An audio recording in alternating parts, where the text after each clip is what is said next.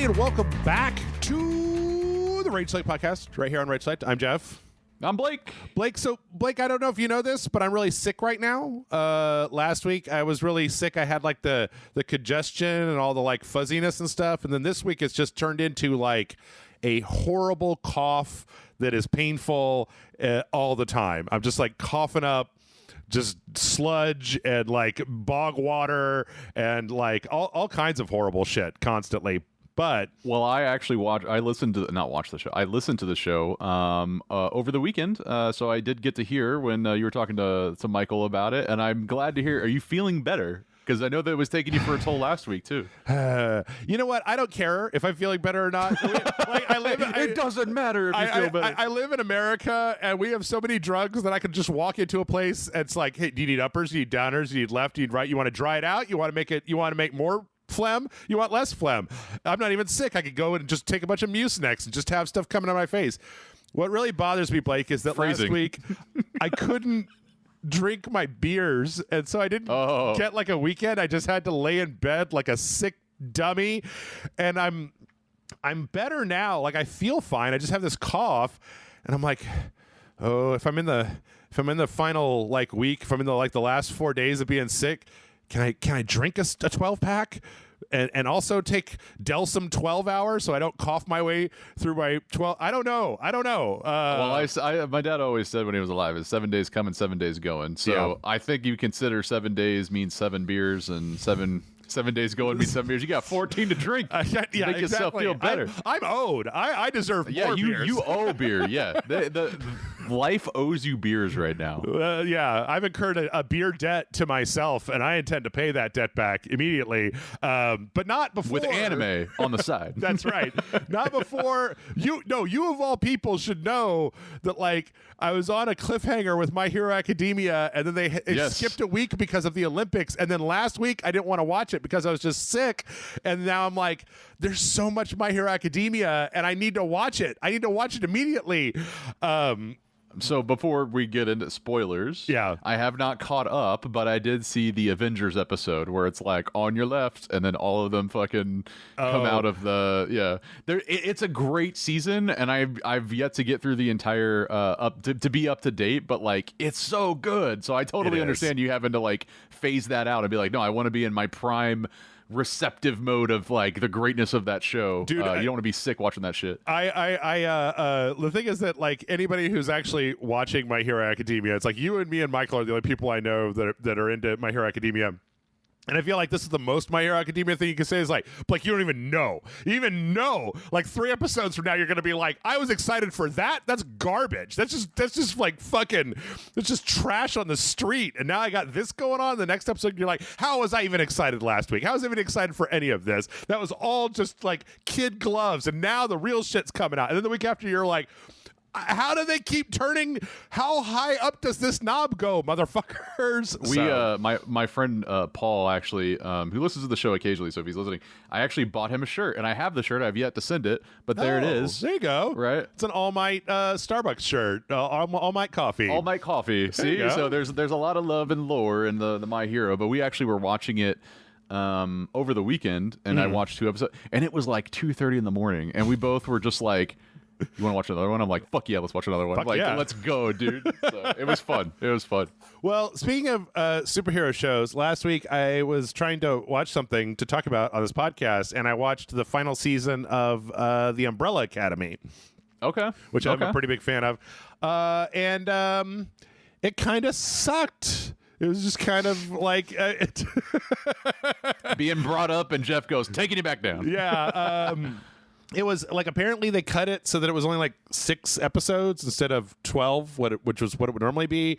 And it felt like there was a lot missing. It wasn't quite as like, it was interesting. It was like, it wasn't Game of Thrones ending bad or anything, but it was just kind of like, well, I guess, I mean, if that's the ending and that's all we're going to get, then like, I suppose, like, I wasn't exactly, you know, I don't have like my I was about to say My Umbrella Academia. I don't exactly have an Umbrella Academy tattoo on my like person or anything. Like, I'm not, you know, yet. Yeah, exactly.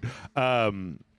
So yeah, and then I over the course of the week I kept trying to think of something to watch, and I couldn't find anything, but I did find something today, and it was really weird.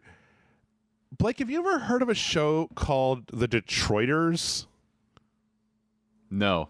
Okay. I've heard a lot of variations of Detroit Become Human, the city of Detroit, but I've never heard of the Detroiters. I didn't know this was a thing that existed, and this just kind of goes to the time we live in, where like you don't know. This was a it was 2-season comedy show.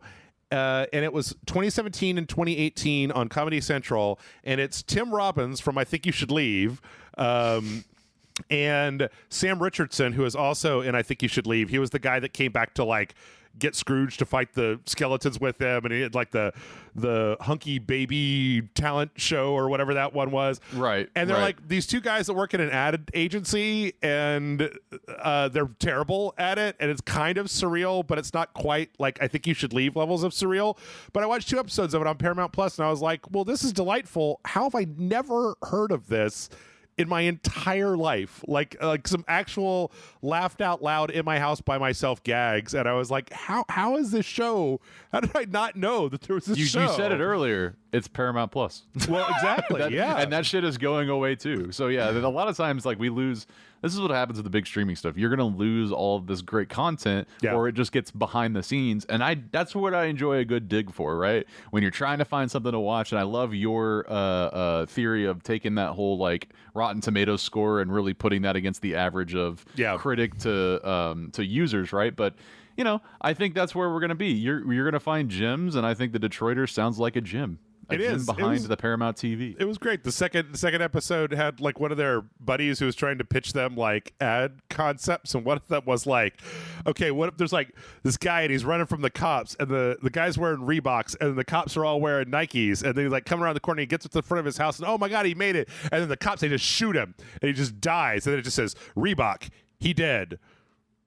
And that was like the entire pitch, and it was like Reebok. He did. What? I love it. That's actually, that sounds awesome. I would check that out. Yeah.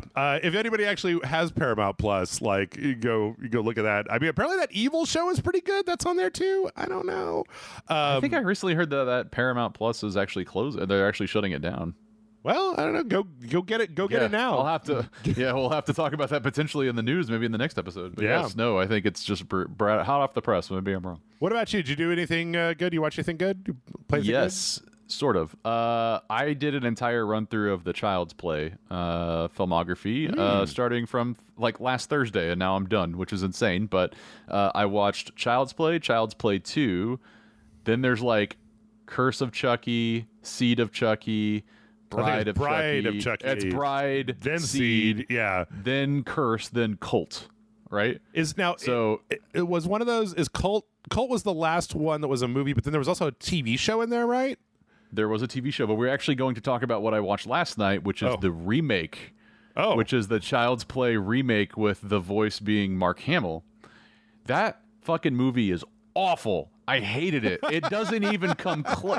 It's like, what if Chucky was also AI? And I'm like, I don't, the problem with the movie is that they took Chucky, who throughout the entire series makes gags while he's killing people, right? That is what he does. In this one, there's no gags. He's just not funny. Is this this Chucky? That is the Chucky of the new reboot. It looks like it was generated by AI. Yes, exactly. It just doesn't. It's like, and they have really good actors in it. They have Plaza?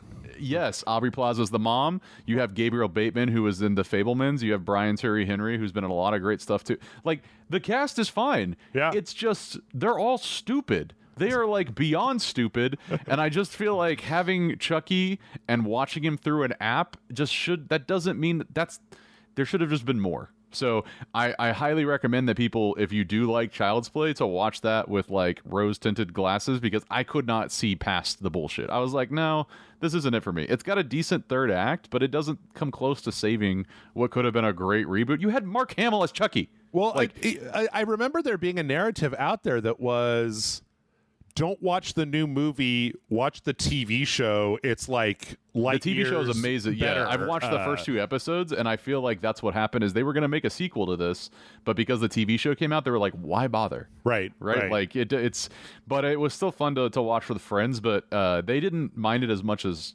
I did, where I was like, dude, I can't. This just drives me nuts when characters are stupid, when they push the jokes onto the stupid characters instead of Chucky himself. It's like, it loses what Chucky is. I don't know. Was it I mean, I don't know your feelings on this. I don't think we've ever talked about it, but like, would you say that Mithrigan was better than this? Oh, Megan? Yeah. Actually, one of my buddies actually was watching with me, literally said, I feel like the Child's Play reboot is actually Megan. Right. Like, in terms of being able to hit everything that you need to do in a standpoint of a Child's Play like story of a doll or something or toy is going to kill people. Yeah. It was much watch Megan. If you've never seen Megan, watch Megan and say that was a Child's Play reboot. That's a great counter. I liked that movie quite a bit. But I refuse to call it by its stupid regular name, because if they put numbers in titles, then I say the numbers. So Mthrigan. Yeah. Just like my favorite cop movie, Seven and sorry, that was terrible.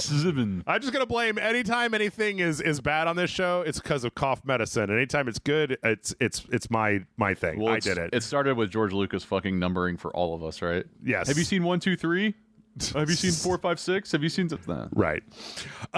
Well, speaking of movies, kind of a thin news week, so there might be a little bit of maybe a little fluffier than normal. We got GDC coming next week. We got to get a lot of big meaty stuff. I was hoping they had the Disney D23 over the weekend, but I forgot that when they do D23, it's all just movies and TV shows. It's never video games, and that Disney doesn't even know how to. They did talk about cool things coming to the theme park, though.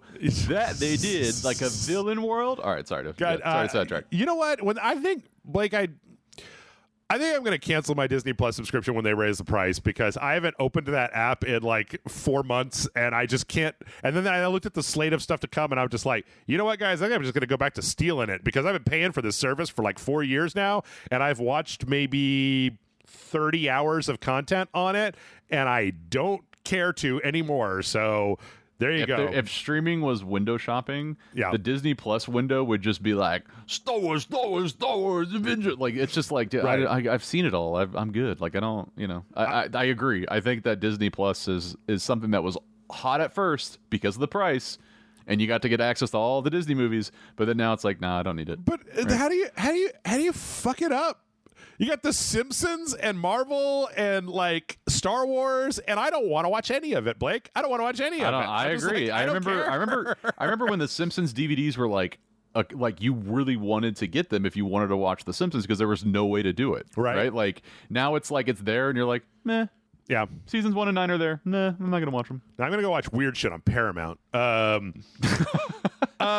speaking of films and television and whatnot, there was no main story this week, but hey, that Borderlands movie finally came out, everybody. It is in theaters. People can go and watch it. Blake, are they going to the theaters?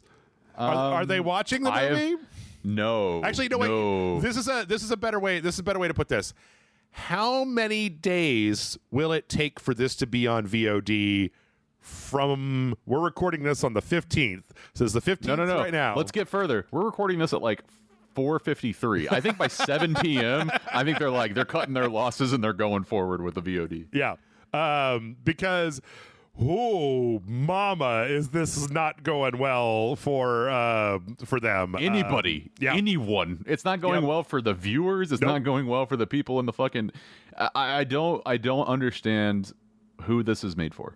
It just seems like this got lost in the shuffle, and they were like, well, let's just put it out. The Super Mario Bros. Movie did a good job. Like, where's the market for this? So I think that I'm on record of going, like, when they put out their first trailer, and I was like, well, if this is like not as good as Guardians of the Galaxy, but like, I don't know, 70% as good, 60% as good as Guardians of the Galaxy, and it's 90 minutes long.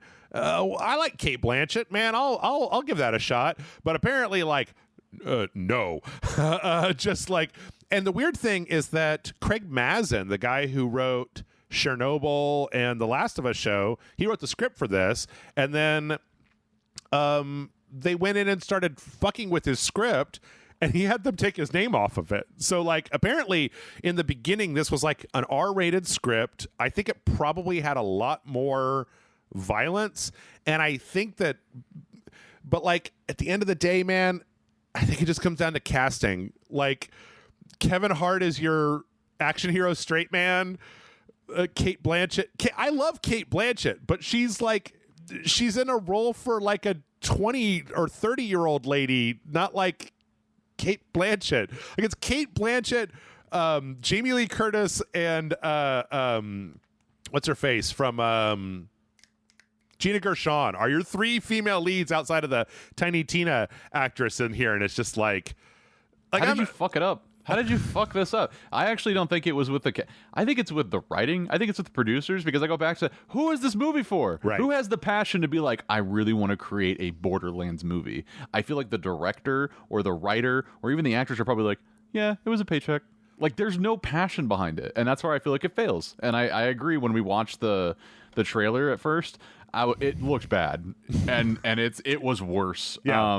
And so yeah, I've heard things. I have not seen it myself, because at this point, why would you go to the theaters to spend money to watch this? It's going to be on VOD by the time this podcast goes up. This movie made $14 million. Yep.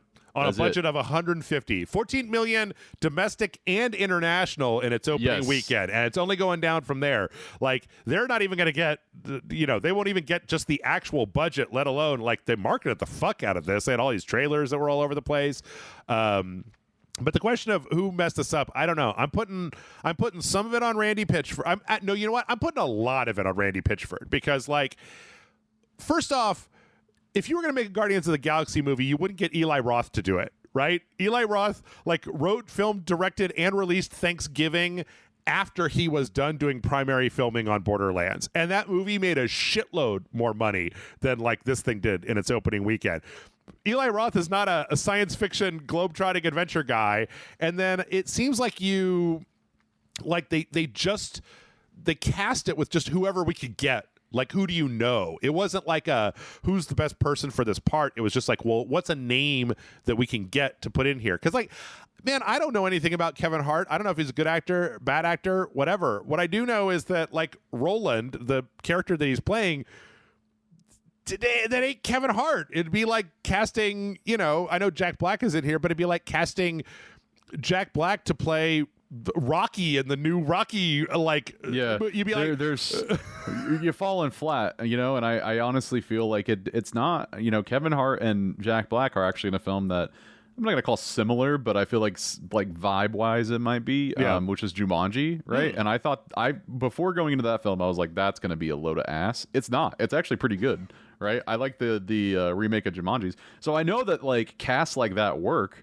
I just think when you don't have passion behind a project, it's going to come out like that. And let's read in this article that we are looking at, to put that number in perspective for the 14 million. Yep.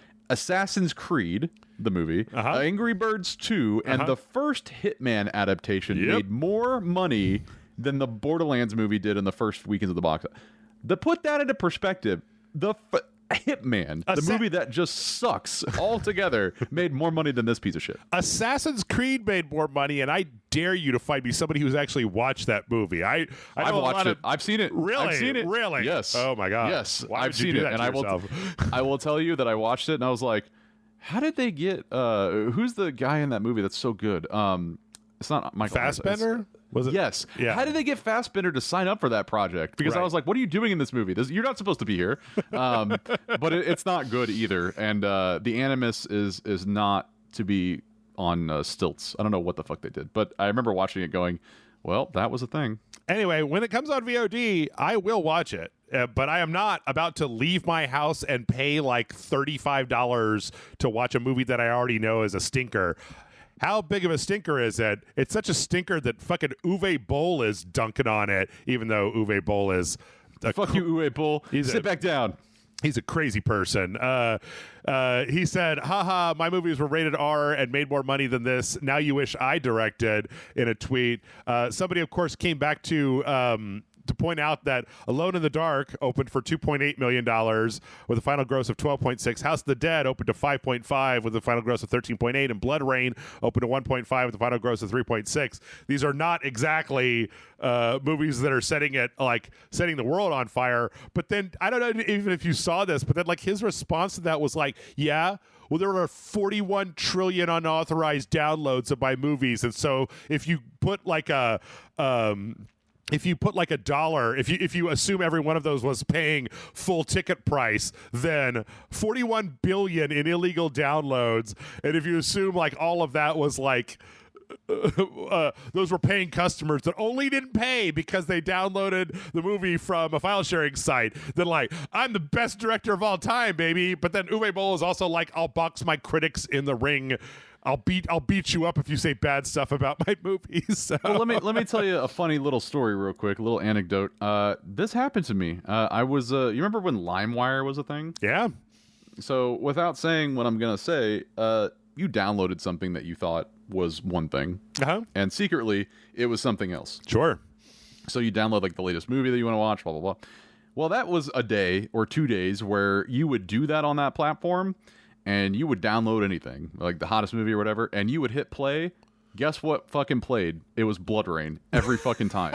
Somebody was trolling and putting it. So UA Bull's like, well, all my movies have been illegally downloaded. No, I think you've just conflated that with the meme of happening of people being like, you wanted to watch this? Sorry, you're going to watch fucking Blood Rain. You watch like, Blood Rain. Yeah. I remember that in my head going, this is a great meme, but you know how long it took to download anything back in those days? It just took fucking, and that fucking troll of just seeing the Blood Rain intro is, oh my God. It really fucking...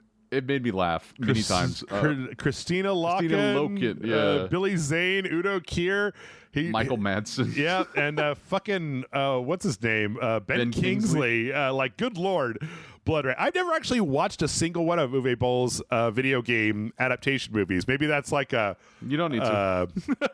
Maybe I'll like the success should not be measured in just money. Yeah. Those movies are ass. So anyone's like being like, you know how many times I've been downloaded? Like, okay, well, so people want to see your shitty movie? Like, no. Nobody wants to pay for your shitty movie, Uwe Boll. Yeah, exactly. They want to see how bad it is. Yeah. Well, in spite of all that, though, Randy Pitchford is just tweeting through it like a crazy person. Like, the stuff he's saying is like, oh, Randy Pitchford is just like fully in denial. Like, what is this? Let me read some of these. Here's one. So what you're saying is you like what my friends and I do with our Borderlands video games even more than you like what some of the biggest and best cast and crew of filmmakers on the planet have done. I'm super flattered. We're working extra hard for you on what's next, with 4 being a reference to Borderlands 4. So it's like, oh, wow. So you like my games better than this crappity ass movie. What a compliment. I'm so like, bitch, shut up. What was the other one? This whole movie is crazy, the amount of things that are coming out of it versus just, it's not a good movie. Right. Here's another one. I sincerely do not think the movie, quote, unquote, stinks. I enjoyed it, and I'm super glad it exists. I don't know if I agree with, quote, nothing close to the games, unquote, depending on what you mean by that. If you're saying that my friends and I have done a better job with the games than this unbelievable cast of the crew of the movies, filmmakers did with the movie, I'm flattered and happy to live in that world. And then what was the other one? This is the one that I don't understand, where somebody was like, it's like PG-13, it's not R. And Randy Pitchford tweets like, I'm just sincerely trying to imagine 2 identical movies in every way, but one shows some brain matter or shows a dick or has a bunch of fucks in it, and the other does not, and it's the difference between a good movie and a bad movie, and I just can't get there. I mean, I love some gore in the games. I actively work on that, but I cannot figure out what mind needs that in order to parse a story as, quote, good, as if it's not possible to be, quote, good unless there's a dick or an organ coming out of a body from violence or a bunch of fucks uttered. It's kind of an absurd argument to me, but some people like you seem convinced, so I'm trying to understand it with something specific and tangible. I guess you can't help. It's like, no, Randy, shut the fuck up. I don't even know how somebody can have this dumb of a fucking take, man. Like, I saw Randy on TV recently, actually, and he won gold in mental fucking gymnastics because he's trying to convince himself something that is not happening. What is it? Like, what are you talking about? Oh, a movie with a bunch of violence in it, a movie without violence in it, exactly the same. Obviously, somebody has never watched the TV cut of Die Hard, because when you remove all of the violence and swearing and dicks from Die Hard, it's not as good of a movie as it was when it had all the swearing and violence and dicks in it. There were dicks in Die Hard? I mean, like... There was that TV reporter guy, right? Like that's true. I thought you meant actual. I thought you meant actual dicks, like penises. I'm like, whoa. We watched a different Die Hard. That was Die Hard. Walter Peck. That's from Ghostbusters. Who was? Was it the same actor that played Walter Peck, and then the guy that wanted to get the news story that drove down to Nakatomi? Yes. Okay. Yes. So okay. But right. I do find it funny that Die Hard has no dicks in it. That's true. But like, this is an idiotic take. Like, the movie, if it was listen. If that Borderlands movie was like a 30%, and then you added a bunch of like violence and swearing and shit to it, I give it a 40%, because I'm a red-blooded American and I want to see organs and blood and violence and swearing and dicks, and that's all I'm going to say. Like, at least there would be that, right? Versus whatever the fuck it is. At least you can be like, man, the plot sucked, but man, you should have seen when that guy's skull came open and his brain flew right at the camera. I had to take off my 3D glasses. I thought I was going to get hit in the face. It's like video games, right? When that happens, I'm like, cool. Yeah. Like, is the game good? I don't know. That was fucking cool, though. Yeah. Like, there's plenty of examples of why blood, guts, swearing, and nudity, it enhances the thing by making it more visceral. As human beings, we have a biological reaction to at least blood and dicks, and then swearing, I feel like, gets built in from society, where like you hear somebody scream fuck at somebody else, and it like, wow, that guy swore. You're not supposed to. You're gonna look, right? You're gonna look over, right? Somebody could say, hey, right, and they would probably, people just be like, they say fuck, it's like, whoa.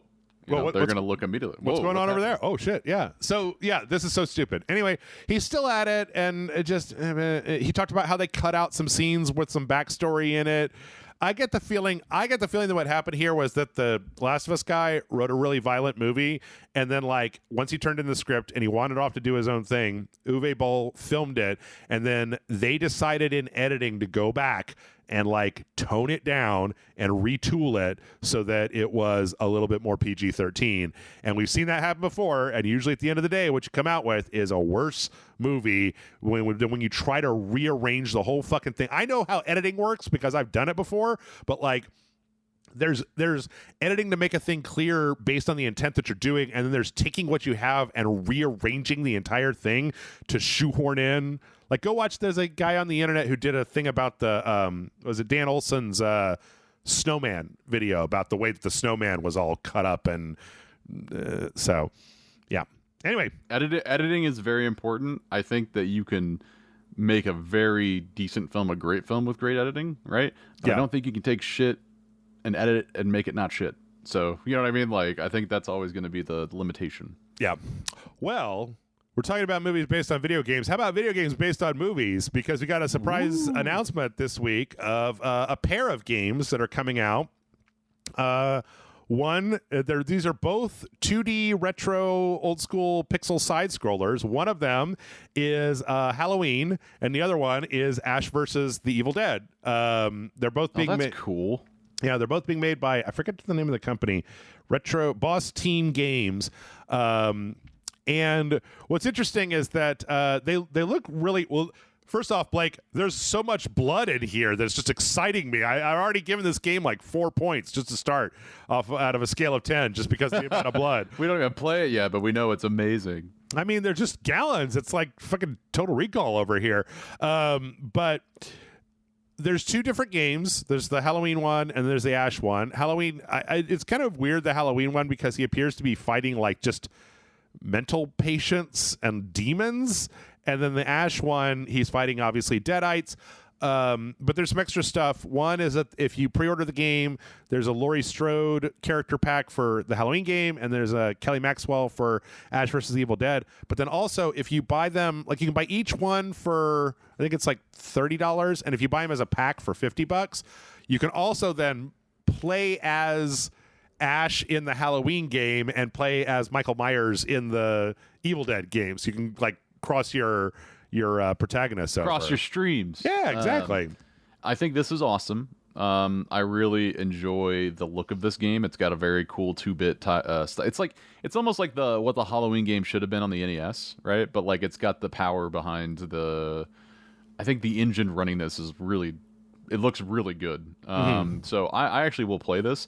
I do kind of, a $50 price point seems a little much for this, don't you think? Like for both of these? Like I was thinking both would be 30, you know what I mean, together. Let me make sure. $50 seems so. Let me make sure that I did it right. Let's see. Yeah, 25 for each, or you can get them both for 50. I don't know. Like the thing is that it depends. I mean, if they're both like I would expect to pay around $20 for a if this was a full, 8 to 12 hour campaign, like if I could beat it in 2 sessions, then yeah, that's overpriced. But like if it goes on for a little while and there's some replay value with other characters or unlocks or stuff, maybe. Yeah, I agree. The other thing is that, I mean, stuff like this is chronically on sale. Like it is. That's true. Yeah, just hold the line and you'll get it for. But it looks awesome, and that actually looks like a Pizza Hut for whatever that was. The very beginning, and I think this is like October 4th. This is coming out. Actually, I didn't know this, but I read a couple of articles that said that like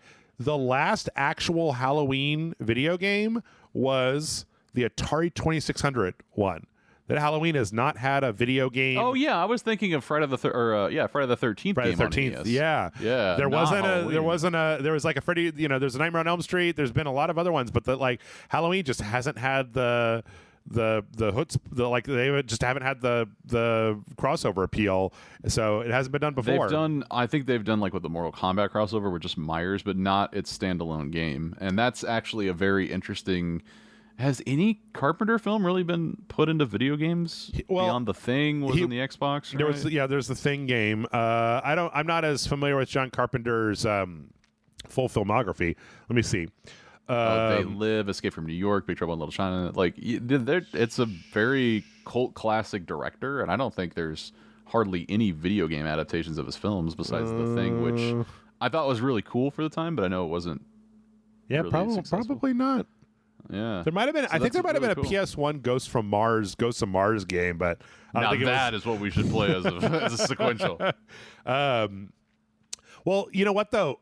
Funny you should mention that because he's actually working specifically with another company that is making a full Unreal Engine 5 Michael Myers Halloween game, not just like the kind of side-scrolling thing, but like a full game, and he's apparently like intimately involved with it. So not as just like he's actually a really cool dude, obviously. Yeah. But he plays a shit ton of NBA 2K. Like he's like basically, why would I want to do movies anymore? I just want to play video games with my kids, like and my son. And I think that like that is an aspiration to be. He likes to play video games, so therefore he should have a little bit of say in his IPs there. So all I have to say is that if it comes out and it's an actual video game and it's not some kind of 4-player asynchronous multiplayer game where one person plays as Michael Myers and 4 people play as teens that are running from Michael Myers, then like I'll be happy. If it's anything besides that, because I'm so tired of every single horror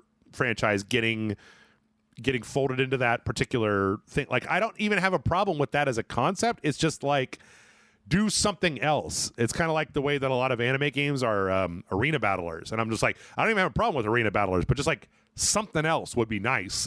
So I'm hoping. Give me some variety. Yeah. You know? Yeah, like if it's a single player game where you have to run from Michael Myers, or if it's a Michael Myers game where you have to like, kill teens in interesting ways, like a Hitman style game, but you're playing as like, Michael Myers instead of Agent 47. Dude, that you've just described what they should be doing with Hitman DLCs. Like, come on now. What they're doing with Hitman DLCs is very weird. The last one was about killing Conor McGregor, and I'm like, Okay, I'd be like, okay, fine. He's kind of a dick, so why not? Yeah. Let's see. From there, we're talking about movies and TV shows. We got an interesting little Easter egg from the Fallout show. So apparently, when they were making the Fallout show, they told the makeup and like costuming department, don't take anything from the game. Like, just do this all original. We don't want to be like constantly referencing the game. And they said, okay. But apparently the production team snuck in one reference to one character that not even Jonathan Nolan managed to catch, but the fans did. So there's a character in Fallout called Cricket that is like an arms dealer that you'll meet from time to time. Yep. And the two weirdos that they catch on the bridge, one of them has the same kind of like red marks under their eyes, this kind of like little cap and stuff that looks a lot like the character Cricket from the game. So well, it kind of also worked on the opposite too, right? Because now they're going to let you play as a ghoul coming up probably, I think, later on this year. Oh yeah, and Fallout 76. Like, yeah, so it's like they know that the popularity of the show is going to help the game, but this is the game helping the show too, which I think is kind of cool. But I think I get the director's concern of like it's not just it shouldn't just be Easter egg filled. We're not making Ready Player One the TV show for Fallout, right? Like they needed to focus on the story, which they did wonderfully. But I like the idea that we got one in, we got one past them. Yeah. They just managed to sneak one in there. I didn't know that. I don't even remember. I didn't catch it. Is that from Fallout? Let's see. Wait, flip back. I can tell you. Fallout. Commonwealth. So is it Fallout 4. It looks like Okay, so I didn't play very much Fallout 4. I quit Fallout 4 like 2/3 of the way through, but boo. Yeah. I didn't care. I don't want anyone to win. I don't want anyone to win. Son? What about your son? He's a dick. He's a fucking dick. He's a dick. Here we go. Son's a dick. He should be in the Borderlands movie. Everyone's a dick. Yep.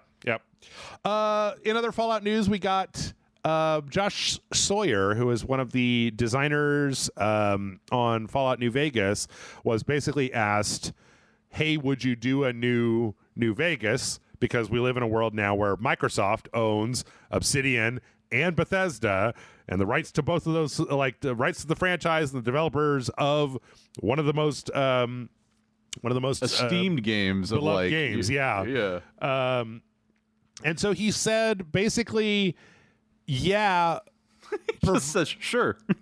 It looks like a quotation. Right. But like provided that we could go do something weird with it, and not be constrained by like the publisher. Both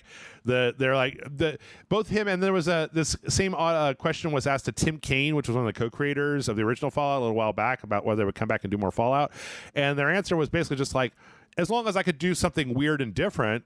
I mean, I do it in the universe of Fallout, but like I just don't want to make just like, and then here's another Fallout game, because I already did that. I already made a Fallout game. So like I'd rather. Do you want to play another Fallout game like that? Like, that's my question back to you, because for me, I'd be okay with it, but I understand the idea of like you have 3, you have New Vegas, you have 4, and you have 76 if you want the same experience. But what could they do differently, you know? Well, you could push the timeline further forward. I feel like a lot of the timeline has still been in that place, so you could kind of get to a post-apocalyptic point where you have more like solid civilizations and fewer Junktown/hermit crab stuff. Like you could have the kind of the beginning of rebuilding, or you could push it to, you could make a game that was like 2 years after the bombs dropped, where everything's still kind of on fire and there's barely anything out there, more of a Mad Max almost style than like having actual like currency and stuff. Or you could do like Fallout London did. You could just go to a different part of the world. You could say, we're going to do Fallout China. We're going to do it from the China perspective of what happened over there after the bombs dropped or whatever. Would they ever go back to a top-down RTS though? Like that's the other thing that they, I don't want to say they abandoned it, because they definitely modernized it for what the video game audience I think at the time wants, and what they still probably want. But I think it'd be very interesting to do a remaster of 1 and 2, or even yet just do an entirely new game and sequence with the old.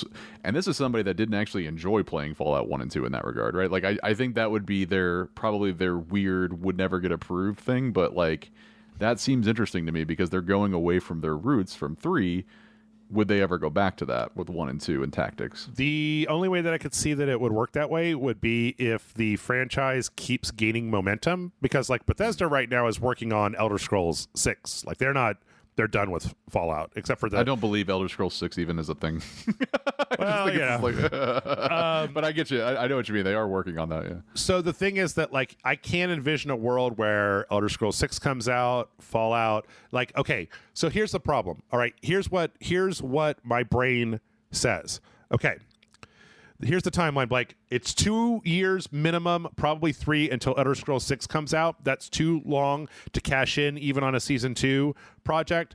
Avowed, the game from Obsidian, is going to be coming out early next year, and it's pretty much done. So if you wanted to do this at Microsoft, what you would do is you would get the Fallout New Vegas team back together, as many of them as you could. You get Obsidian to make a Fallout game, give them any resource they needed with Bethesda, start work on that, and then like push the money behind it to fast track it as fast as possible.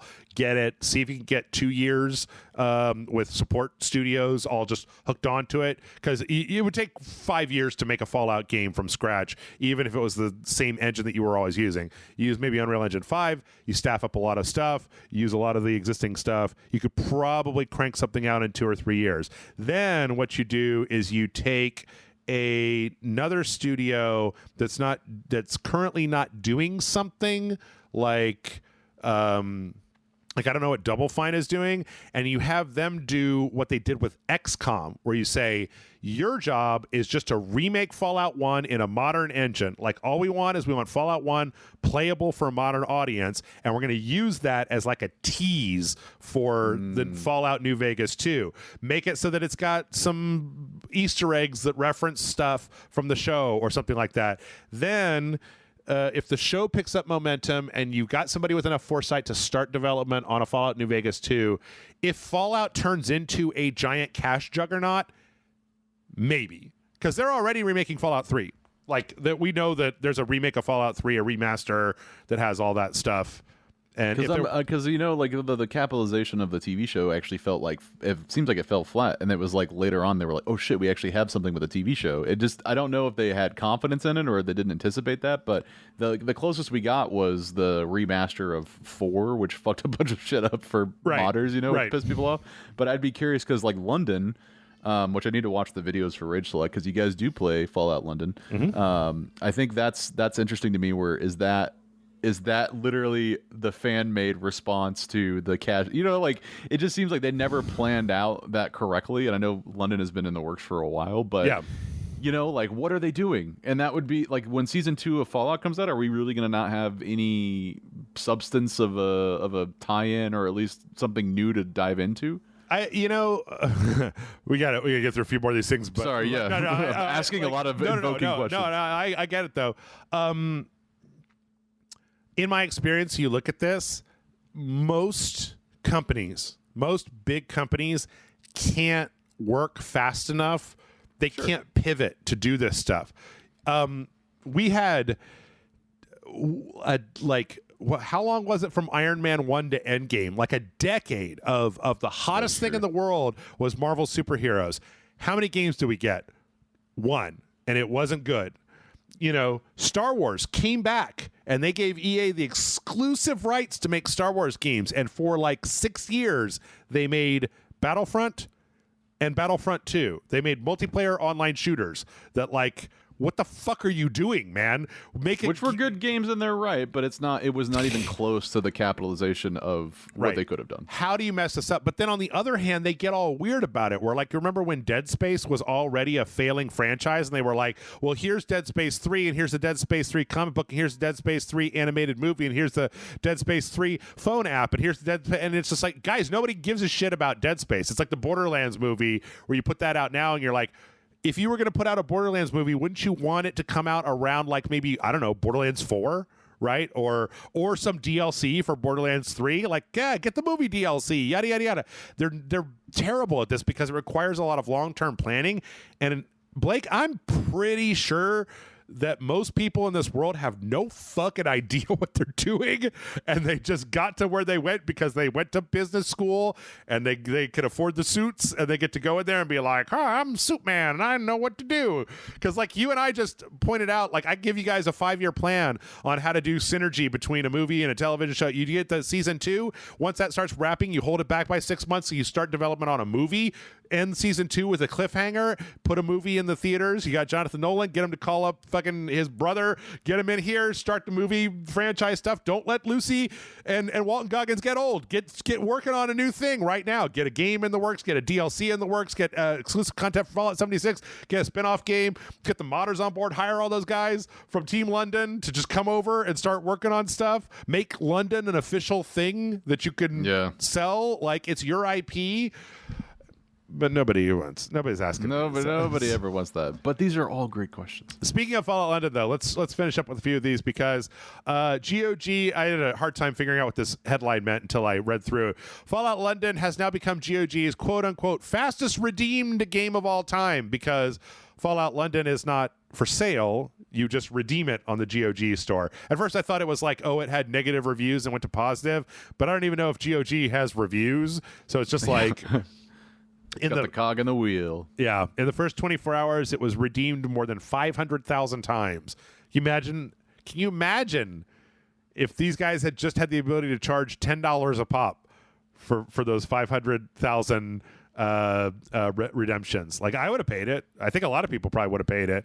Now then, it's they would have been merit, right? It's like they're just doing it for. They're not just doing it that they're doing it out of love and passion, but it's also a great thing on a resume, right? Like, this is an actual job, even if it's not monetary, but they're passionate people, and if they are able to do that, I don't see why Bethesda would be like, okay, if we need to hire new people, where do we go first? Well, who worked on Fallout London? Well, funny you should say that, because this week Team Fallout basically said for them. They're going to just incorporate that mod team into a development studio that they're going to do.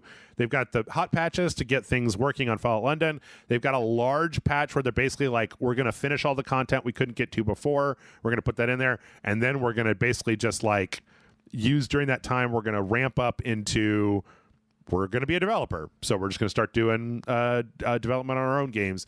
And that's great, as opposed to letting that team get picked apart. It's like if you already have a team, to work together, you guys are already in the Slack. You don't have to get a new Slack. You don't have to buy a new Slack and Slack and Slack, which is good, because I'm also really glad that they're able to that they have the resources to be able to fix London to make it a really good property first, because for a game this size, it's like you need to launch it. I think you need like a year to keep doing shit with it. Like fucking Baldur's Gate 3 is still getting updates to add new shit. Last week they put out the Doom Eternal official mod kit for Doom. The Witcher 3 mod kit came out like 6 months ago. It's been that long. So they're just churning and burning. But how many stories do we have about studios laying people off? It's kind of good to have a story that's like, hey, people got jobs. Right? Actually, we don't have any stories this week about people getting laid off. And not just that, but we have a really good story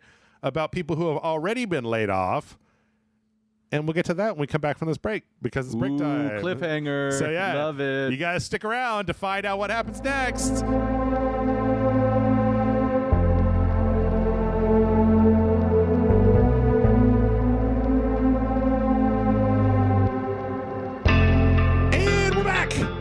Are you still on the edge of your seat? Is everybody still we sold you the whole I'm podcast cliff hanging, baby. Yeah, exactly.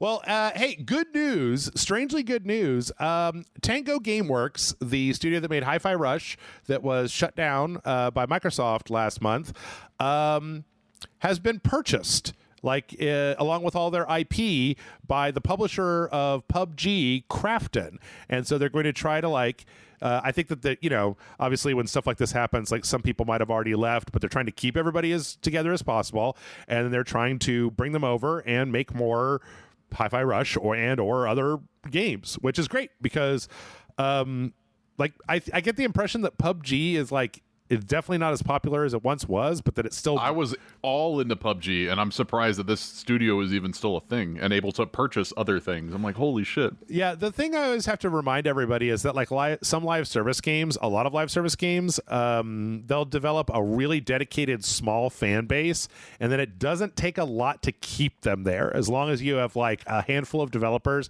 that can keep doing bug fixes and a few artists to keep adding new content into the game, a couple QA guys, it doesn't take a huge staff to keep something that's up and running. And with PUBG, I get the impression that it's probably, I haven't looked into it, Blake, but the impression I get is that it's probably really big somewhere that you have no idea. Like PUBG is huge in Malaysia or something. Like, the fucking. I think the maps are in Malaysia actually when you go and play PUBG. So I played it a ton, but yeah, I think that it's definitely got its core audience, and they probably still pull in numbers that are worth the ability to be able to. But what are they going to do with HiFi Rush? This is the more interesting part of this, right? Because this studio had a very good, successful run, and it was just kind of canned in the shittiest way possible. So what is the next step? What are we going to see? Well, they did say that they were going to continue developing the HiFi Rush IP and then explore future projects. I don't know. Tango Gameworks is a weird place because, just for anybody who hasn't heard me say this already, it was founded by Shinji Mikami, who did like Resident Evil and a lot of really high profile stuff, and I think that's right. And it wasn't a regular studio.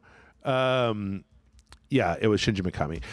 It wasn't a regular studio. Shinji Mikami comes from a Japanese design perspective where you find the best talent on your team and then you encourage them to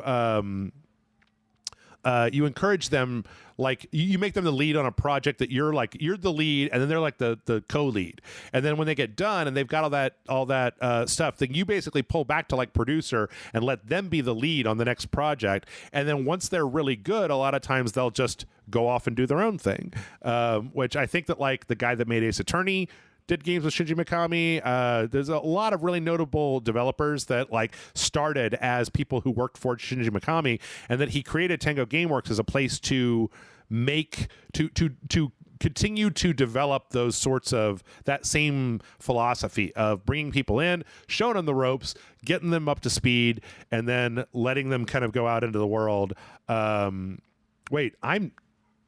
Yes, I am right. Tango. Yes, it is Tango Gameworks. Okay. So, like, and then what happened was that he created this studio to basically do this, and then they immediately got bought by ZeniMax, and ZeniMax, like, took away a lot of his autonomy and wanted them to be like a money-making machine. And of course, an American company doesn't like the idea of like, oh, you're gonna develop talent, and then they're going to leave and then go do something else. They're just going to walk away. We can't retain everything. We can't control the whole time. Yeah. So, it's interesting. It's interesting. It's going to be interesting to see how it goes, because like the guy that made HiFi Rush, I think he was the director on the Evil Within 2. Like Shinji Mikami did Evil Within 1, and then he did the Evil Within 2, and then he went on to do Ghostwire Tokyo. You had Ikumi Nakamura, who did Ghostwire Tokyo, and then she left and she created her own Unseen studio. So it'll be interesting to see whether the kind of the spirit of that remains, or whether basically what you just have is like all the people that had their talent developed, and then they just are now going to hunker down into one really good studio and just kind of try to do their craft. But burning and churning. Yeah. I'm glad to see though that they're not just out in the wind, because they were doing a very interesting work, and I like experimental video games and not just cranking out that stuff. And it was something like crafting. The only problem that I have is that I hope that they don't get like, if they make another game and it doesn't sell well, they don't get demoted to just cranking out PUBG maps type of thing. So yep, same.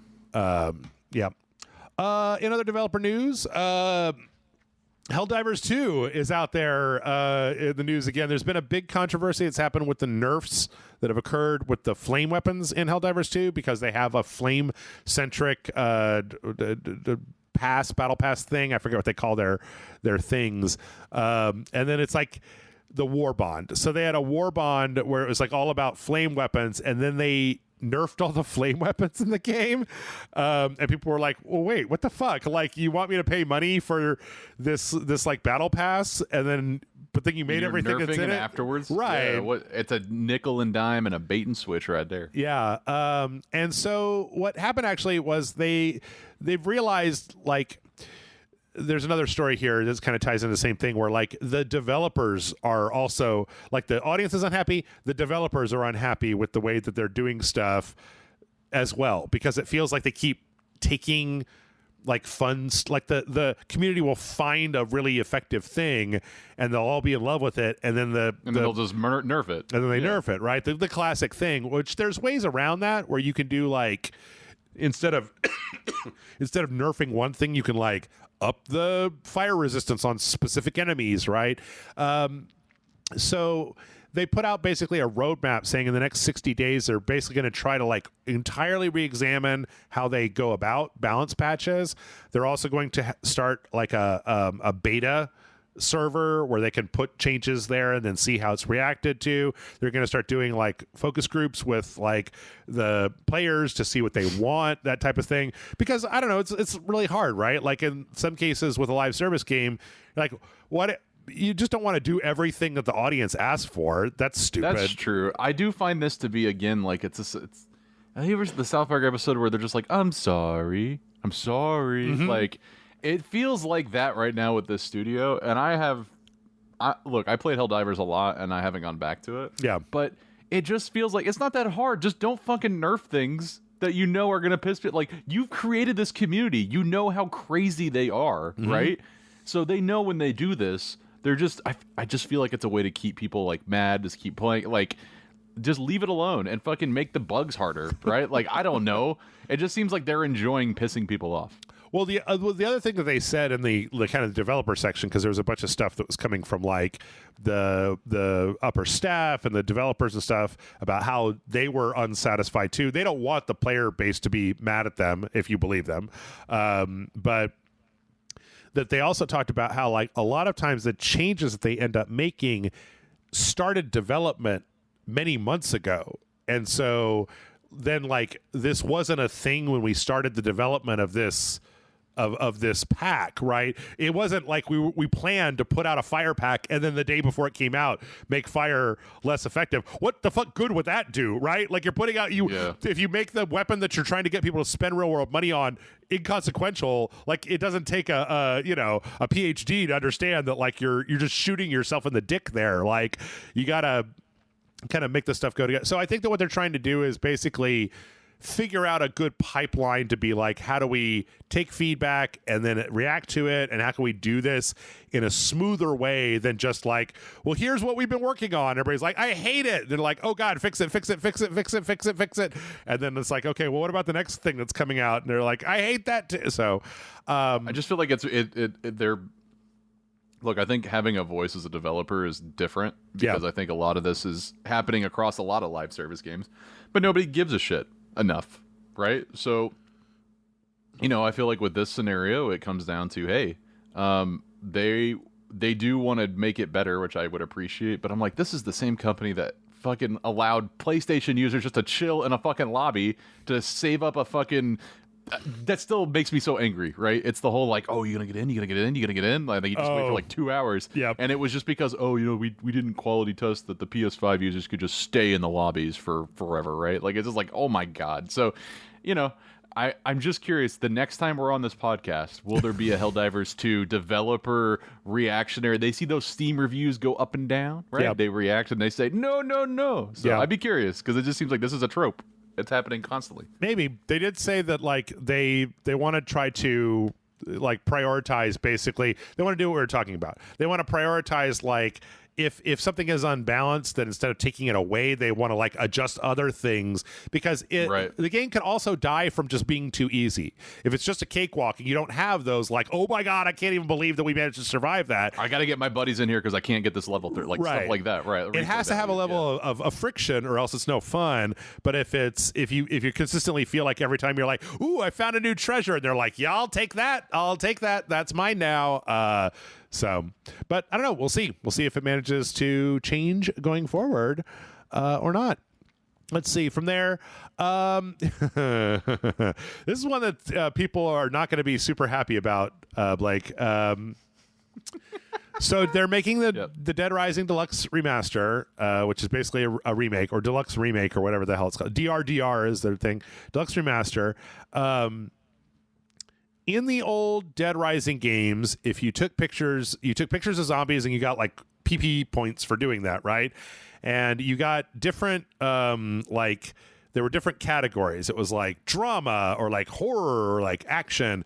And then there was one that was like sexy or erotic, right? Where if you took a picture of a zombie with a low cut top on, it would be like, ooh, erotic. And then you would get certain points for it.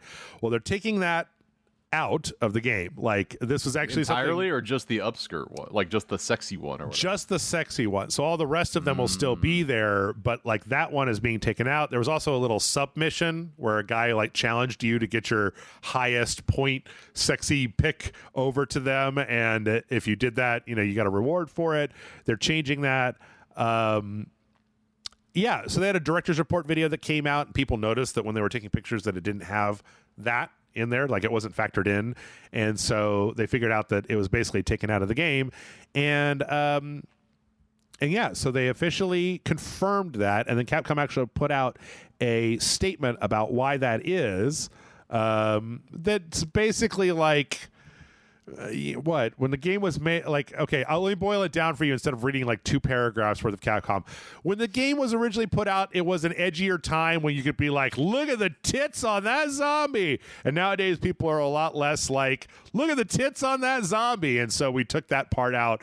Like, there was also, they described, I don't know if I remember this, they described a thing where like one of the survivors was an old lady, and she's like sitting on a bench, and if you like knelt down and shot between her legs, it would put a circle over her crotch and do horror and give you points for like, oh my god, that's horrible. Oh. And it's like, okay, now I don't care because it's not like that's gonna like really affect my. It's not a gameplay element that's so core to the story that they're changing. It's literally just a little nitpick, like achievement hunter type. We're gonna remove that. We don't want the connotation of this coming back up to be controversial. Right.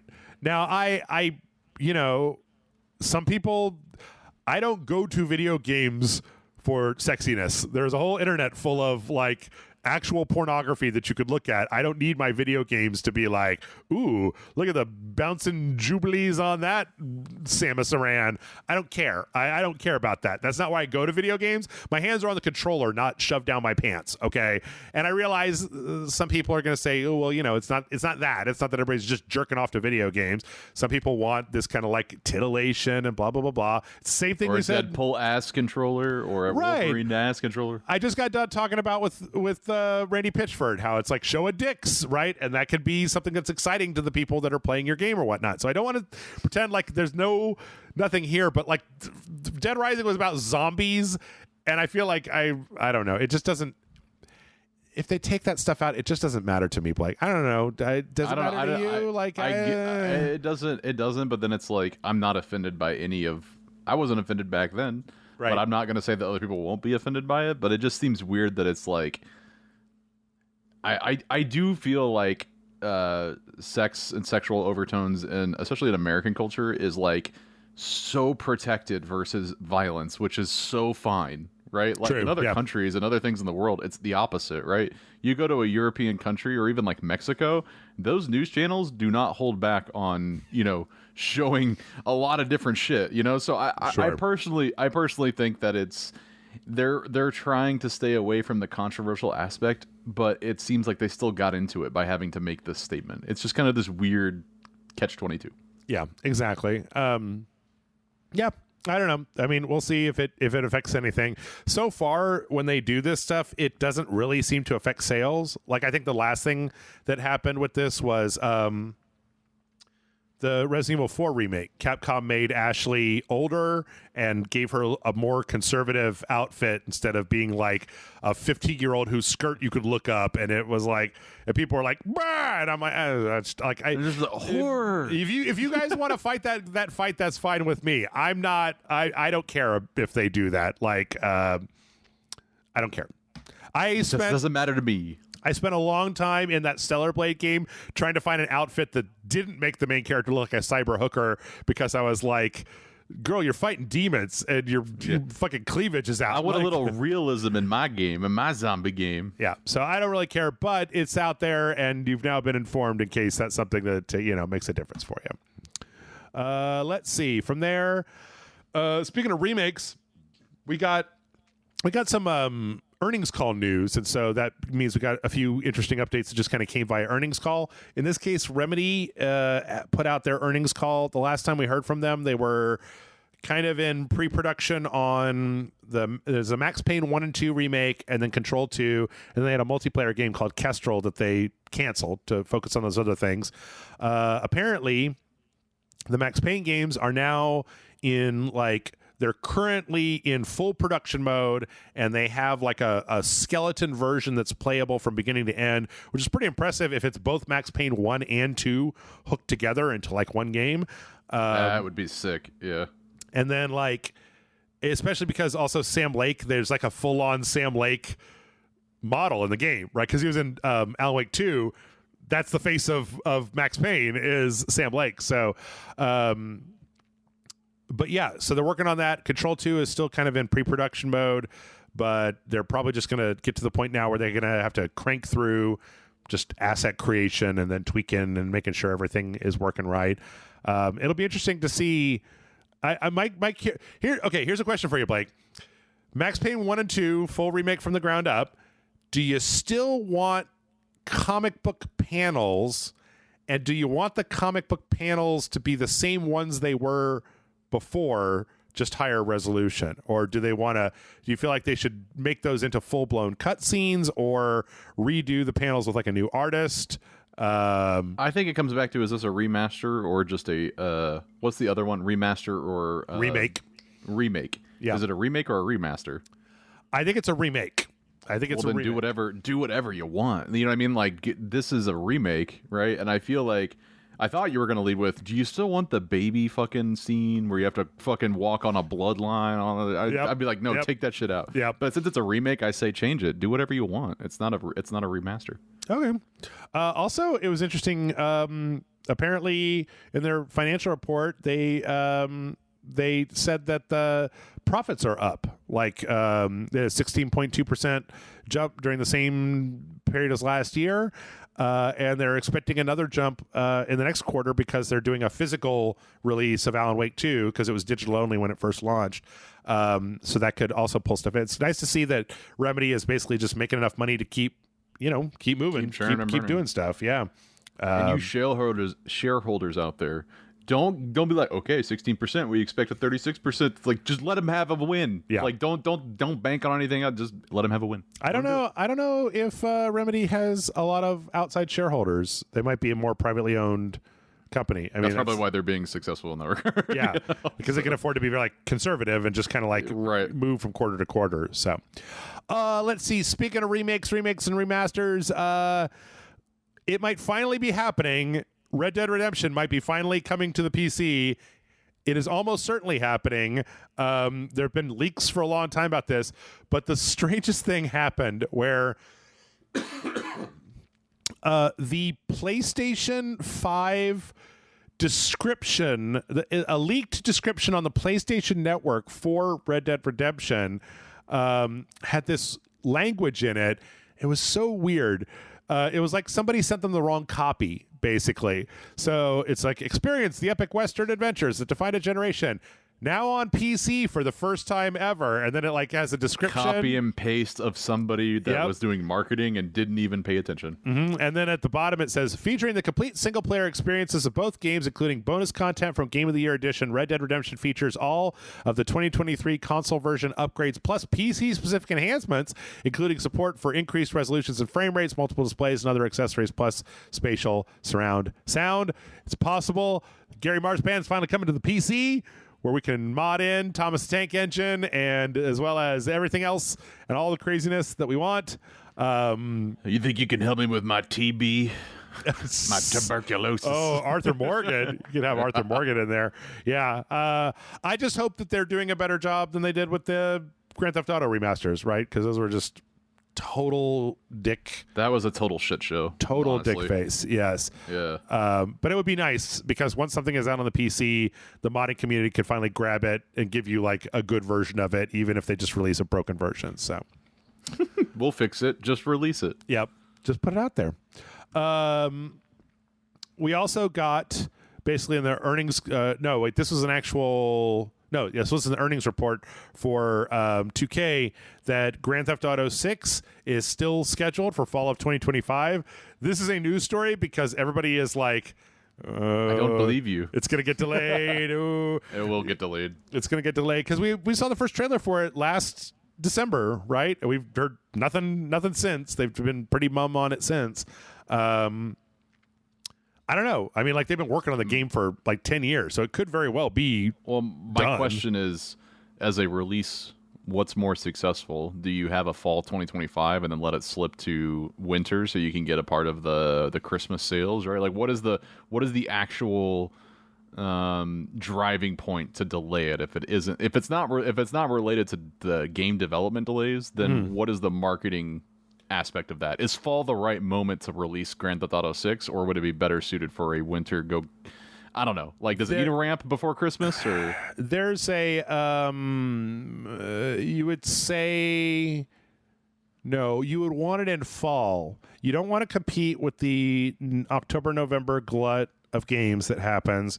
You want it to come out in like September, because you want it to come out before the Christmas rush happens, but you want it to come out so that developers can sell bundles, Christmas bundles, PS5 Pro plus Grand Theft Auto 6, $650 bundle to put under the tree for Christmas, so that everybody's super excited about it. So that's probably what I would do. But to be honest, I don't think it matters, because Grand Theft Auto 4, Grand Theft Auto 6 is such a massive, Grand Theft Auto 5 has sold more copies than like anything. And I mean, I think the only thing that's sold more copies than let's say greatest selling games, I think Minecraft is still at the top by a lot, actually. Let's see. Minecraft is number one at 300 million, but Grand Theft Auto 5, 200 million. So it's number two. It's above Tetris. It's above Wii Sports. It's above fucking, Come on. Wii Sports is it's like, oh man. Wii Sports is packaged with a Wii, so it's just Wii sales, right? Like, come on now. Well, but the fact that PUBG is number 5? Yep. That's insane. Yep. We were just talking about, does PUBG have a market? Yeah, they got number 5 out of the entire market. Well, this is also interesting, that because PUBG, I think, I don't even know if it is free to play, but like Fortnite would probably be above that, but it was free to play, right? Like you didn't have to buy Fortnite, you just download Fortnite. So this is actual copies sold, as opposed to so anything that was free to play, like, because down here you have like Overwatch. How does Human Fall Flat sell 50 million copies? How the fuck did that happen? That's more than the fucking Game Boy Tetris. What the hell? That sounds like a UA Bowl misdirect there and there. If you click on Grand Theft Auto 5, what is when did it release? Yeah, was it 2013? September? Oh, yeah, it was September 2013. Yep. So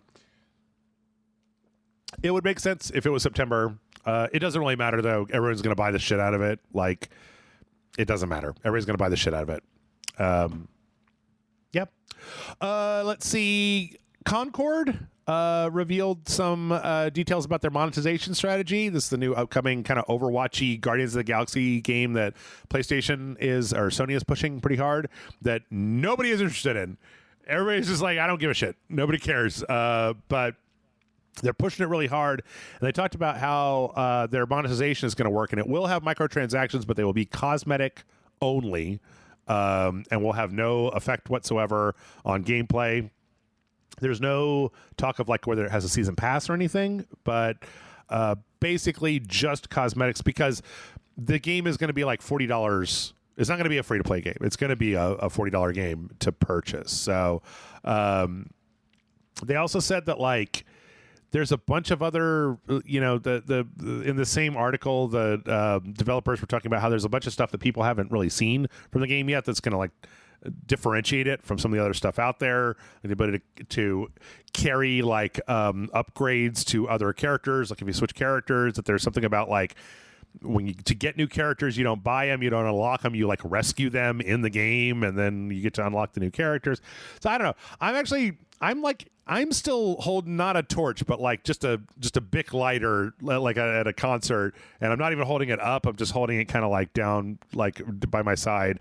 That there's nothing. I love the art style in this game, and I feel like it could be good, but that boy, it's coming out at the wrong time to try to flog a property like this. So yeah, I mean, we've talked about this too on Barisa.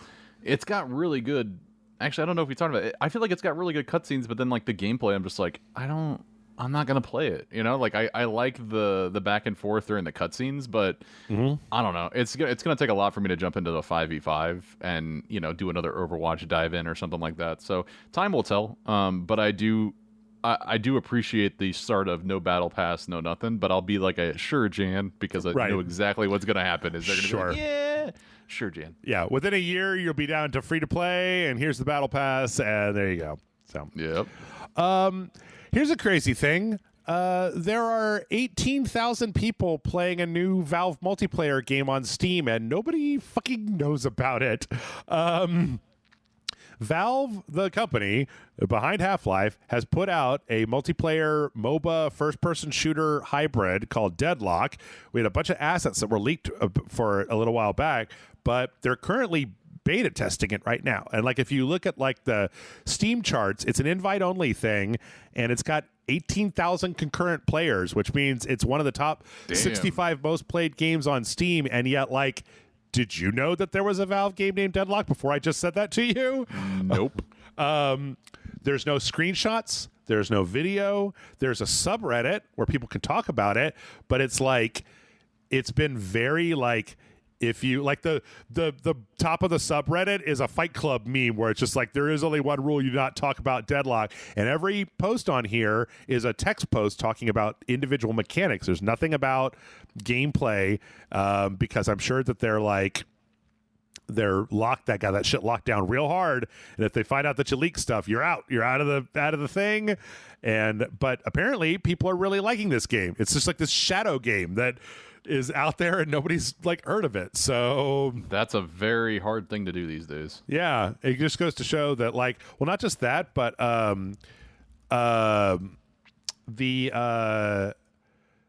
was I going to say? They're also working on something that could very possibly Half-Life 3. Like, there's this stuff in the code that says like this very well could be. It's a single player game, and it's got like references to Zen and stuff like that, and it's not a VR game. And it's like, well, that certainly sounds like Half-Life 3 after all these years. So like after what?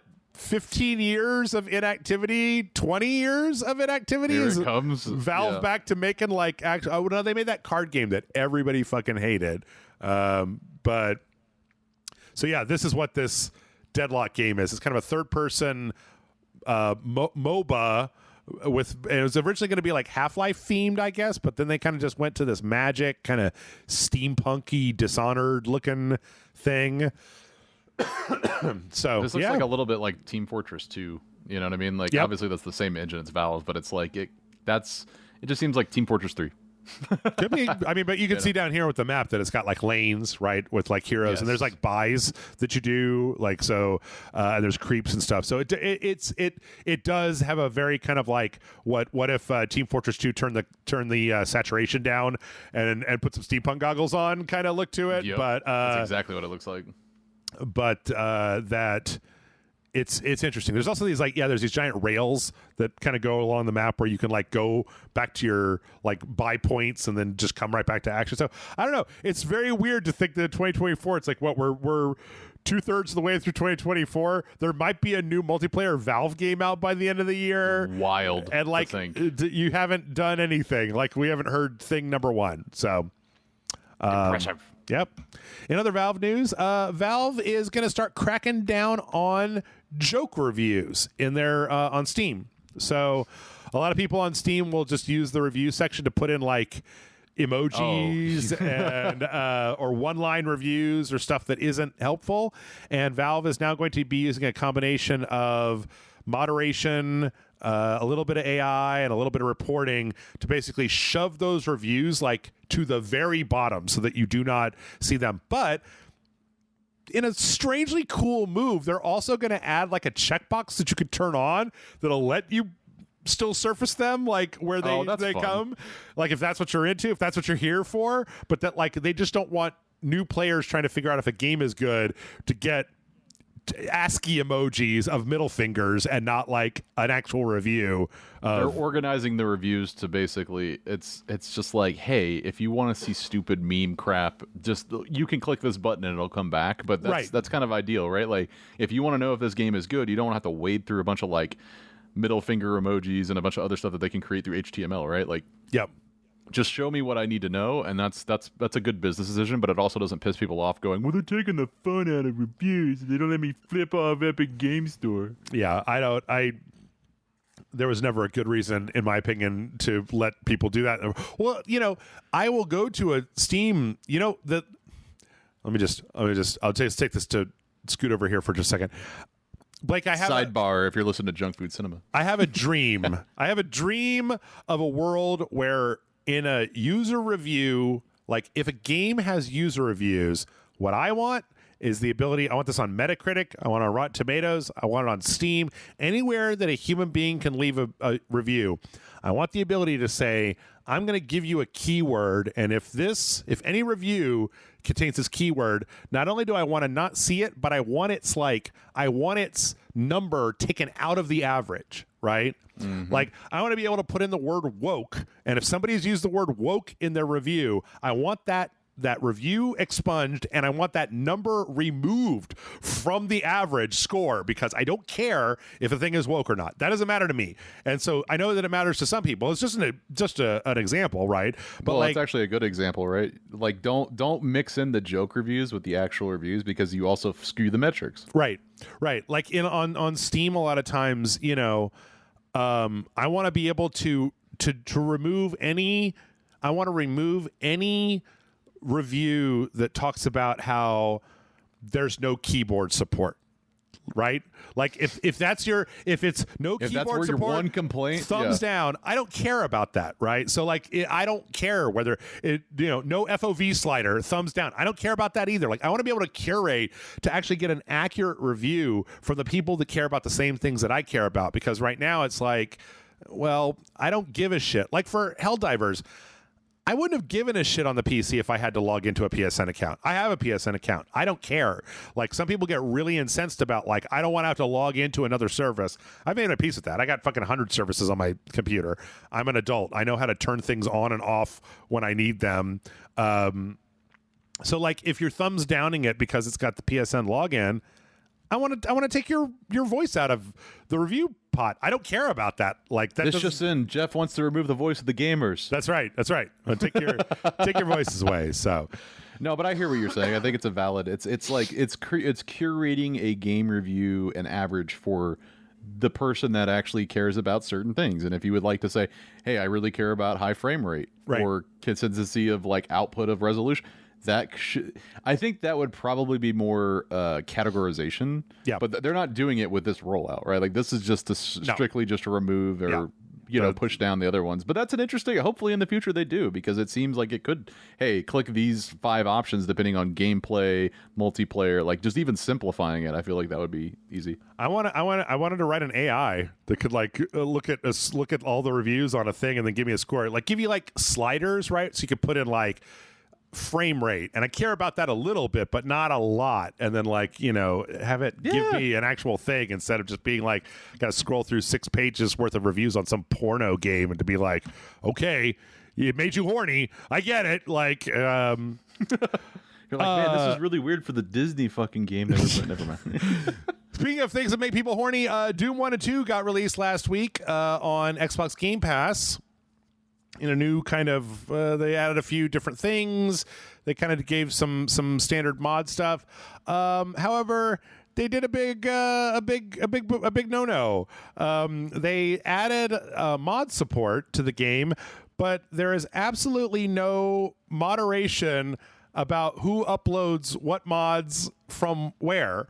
So you could just like go download somebody's WAD of like look, it's the castle from the Sleeping Beauty in Doom, and then you just upload it to this service and be like, yeah, bitch, I made that.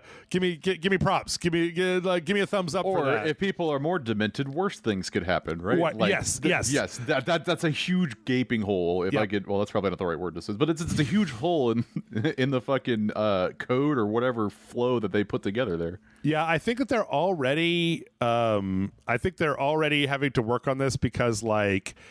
I think people are already uploading like Mario mods and like Disney mods and like things that break copyright, right? So the companies aren't going to care whether you made a mistake or not. They just want that shit taken down. Yep. So, but if there's any company out there that can be trusted to not know how to do mod support right, it would be ZeniMax. So good job, guys. Nice to see that. Burn. Even with Doom, even with a game as old as Doom, you can still manage to fuck this up. Like, well, what's the worst that could happen? Just anybody who want a community to do stuff. And I don't know. It's like I feel like Blake, I wish there was the job. I wish there was just a job that you get hired for to just be like the guy that thinks of the thing that other people didn't think of, where you're like, hey, is there like a way to take things down if they're a problem? Like, what if people start uploading hentai to this? Like, how are we going to get rid of that? They're like, that's not a yes man that we need. Get out of here. Yeah. I'm going to be the no man. I'm going to be the no man. Yeah. Okay. Blake, speaking of horny stuff, I got something for you. I already know what it is. I already know what it is, and I'm so excited. Specifically for you, they put a bunch of thirsty Asterian magic cards in, what is this called? Secret Lair? So Secret Lairs are, you can think of it as a collaboration with any IP or anything that they deem like an artist, and they release specialized cards that you can just purchase from that website and then be received. Okay. I really wish this was a video podcast, because I actually have the Street Fighter Secret Lair, which actually has all of the Street Fighter characters, or the majority of them, on a Magic card. But this one in particular that we're talking about is Dungeons and Dragons, and specifically, is it Astorian? Is that his? How do you pronounce his name? Asterian. Asterian. Yeah. Mm-hmm. So all of these cards are typically going to be modeled after other cards. So he's actually already a card, because there was an entire Baldur's Gate release of Commander cards. Mm-hmm. So I have Karlach, I have Will, or whatever that guy's name. Like, I have a bunch of the cards, and it's really cool that they actually went through and said, hey, we actually have existing cards and IPs that we think would be perfect. Mm-hmm. Let's release this as a Secret Lair drop. So sometimes you feel like you're spending more money on cards that are actually like pennies on the dollar, but they're playable cards. So I just think this is really cool. And Secret Lair has done, I have the Monty Python recently released one, which if you scroll down, there you go, Secret Lair, Monty Python. Yeah, pretty great. So, okay, yeah. I was just looking at these, and if I understand, stop. Don't play music. The sound. Yeah, they do that shit. Yeah. They, so if I understand correctly, these are existing Magic cards that just have new art on them for the character. Correct. Okay. Because it's like the stereo card. So that is his card. Exquisite Blood is actually already a card English making. So these are actually cards that I have too in my deck, and you can know, like, if the difference is that they didn't have to hide those, or basically like put underneath, if it was actually a different name, it would tell you what the card would be underneath. So in the Monty Python ones, there's a bunch of funny names like "'Tis but a scratch," but it actually is underneath is this card, right? Right. So it's really cool, and I actually think too that they've, Wizards of the Coast and generally Magic is very accepting of LGBT communities. Yeah, and it's really cool that this is not. They don't have to be like, oh, we have to be very conservative here. No, these cards are definitely like thirst induced, right? Like, that's the best word to describe it. Sure. But it doesn't say it's got to be a man and a woman. Like, there's cards in Magic the Gathering that actually are very LGBT based in terms of, there's two specific, I don't remember the name of the card, but there's two specific guys on a card that it's pretty much alluded to the fact that they're a couple, and they're actually a pretty powerful commander. And so they had recently they had a weekend where you could go play commander, but it was the LGBT like promoted weekend, and you actually, like, they said these are the cards that we would recommend to play that have some sort of LGBT like connection, right? So there's one of a exquisite Bond or whatever the card is that he's like, it looks like he's going Exquisite right Blood. for it. Yeah, Exquisite Blood. But there was one where he was it was him and another guy. Yes, Sanguine Bond. Yeah. So that card is crazy, by the way. When you gain life, they lose life. But it's not holding back. It's a very sexualized card between two men, and I think that's really cool. I think that this is something that they should not shy away from. They should tell a story the way they want to tell it, and especially with a character that you can do that in the game, no problem. Like, I think that's amazing. Yeah. I was just impressed by this anguished unmasking, because I'm pretty sure this is the moment in the game where you first meet Asterion and he tries to stab your character. Like he's like, well, look over here, there's a thing. And when you try to go, well, that's actually funny, because that card removes whatever card from the game.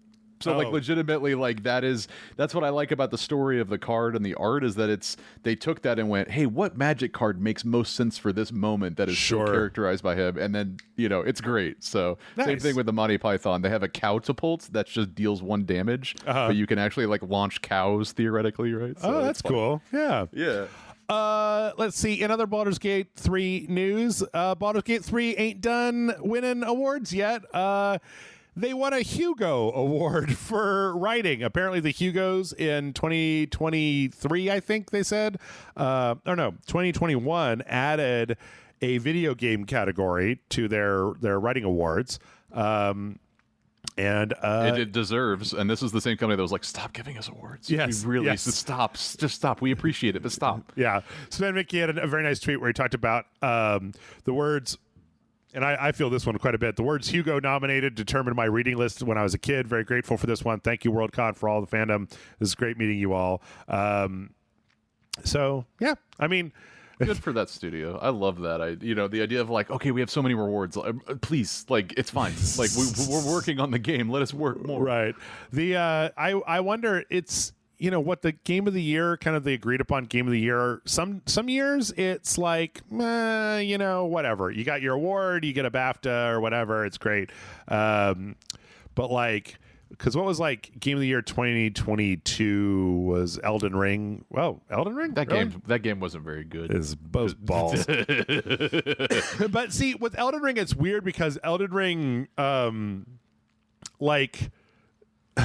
with Elden Ring, it's weird because I feel like Elden Ring had been like so celebrated by the time that they got to the Game Awards part that it was just like, thank you very much, goodbye. Also, that was when that dude snuck up on stage at the Game Awards and started talking about was so weird. Yeah, Bill Clinton or whatever. And all. Anyway. So congratulations, Baldur's Gate 3. I hope that whatever they do after that is good. What was 2021? Was 2021? Actually, I was just thinking. It Takes Two. That was a very weird year. Yeah, it was a weird year, but that's really cool that game won Game of the Year, because it actually brought people together to play in a way that was very couch co-op. You couldn't do that very much. And you still can't. We did a full playthrough of it. It was great. It was a really interesting game. And then let's see, 2020 was Last of Us Part 2. Boo! No, disagree. It was Hades. That was my favorite game of that year. Sekiro in 2019. Also, boo. I disagree. I know Souls fans that you like Sekiro a lot, but like, I don't know. But then what were the nominees? Control. See, I gave it to Control that year, was what I was liking. Control, Death Stranding. I like both of those better. Super Smash Ultimate. I have to great. Just read from afar. It doesn't look very like The Outer Worlds is about the only original IP, but I guess besides Death Stranding, I'd give it to Death Stranding.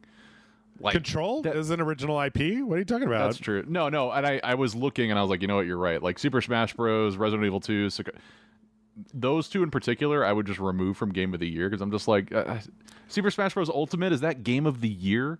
Like that's a hell of a game. Smash Brothers Ultimate is a hell of a game. Like, just I don't know. Like I understand what you're saying. It's a hell of a fucking game though. The thing is that I would probably put anything that was on here that was not Sekiro over Sekiro, to be honest. Like, I would agree. The weird thing is I've played pretty much all of those games, so yeah. This is 2019, and you have to remember, like, Death Stranding came out in 2019, and then like the next gen console versions came out in 2020, and I replayed them during lockdown, and I was like, man, this fucking game has a whole different vibe now. Yeah, it's kind of ruined its most, kind of like a Contagion the movie. Yeah, is like just 2020. Like. And then I guess let's wrap it up with a real quick story. So with earnings calls and everything, we basically have a few news outlets that have said that like we're probably not going to get the Switch 2. The report right now is Switch 2 will not be coming out in the 2024 fiscal year, which means the earliest that we'll see it is April 2025. It'll probably be more like September, like, to be honest. Like, I don't know. Maybe not. I guess. Let's see. When did the first Switch came out? Was it during the summer?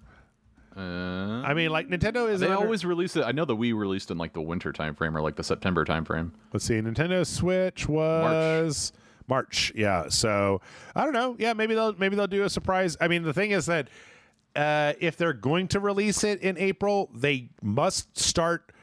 Like announce it. They must announce it and put out a trailer or something, right? Like it's still just something that nerds like me know about, not just regular old people. But I don't think buy a Steam Deck if you just want OLED, just buy a Steam Deck. It's so worth it. Yeah. But yeah, it's all. This has been pretty confirmed by a few reputable sources, saying that like definitely not in this financial year. So April 2025 at the earliest. And with that, we're going to go ahead and take a break because we're already a little bit over time. But we got a lot of trailers coming up here. So stick around, and we'll be right back with more RageSelect Podcast.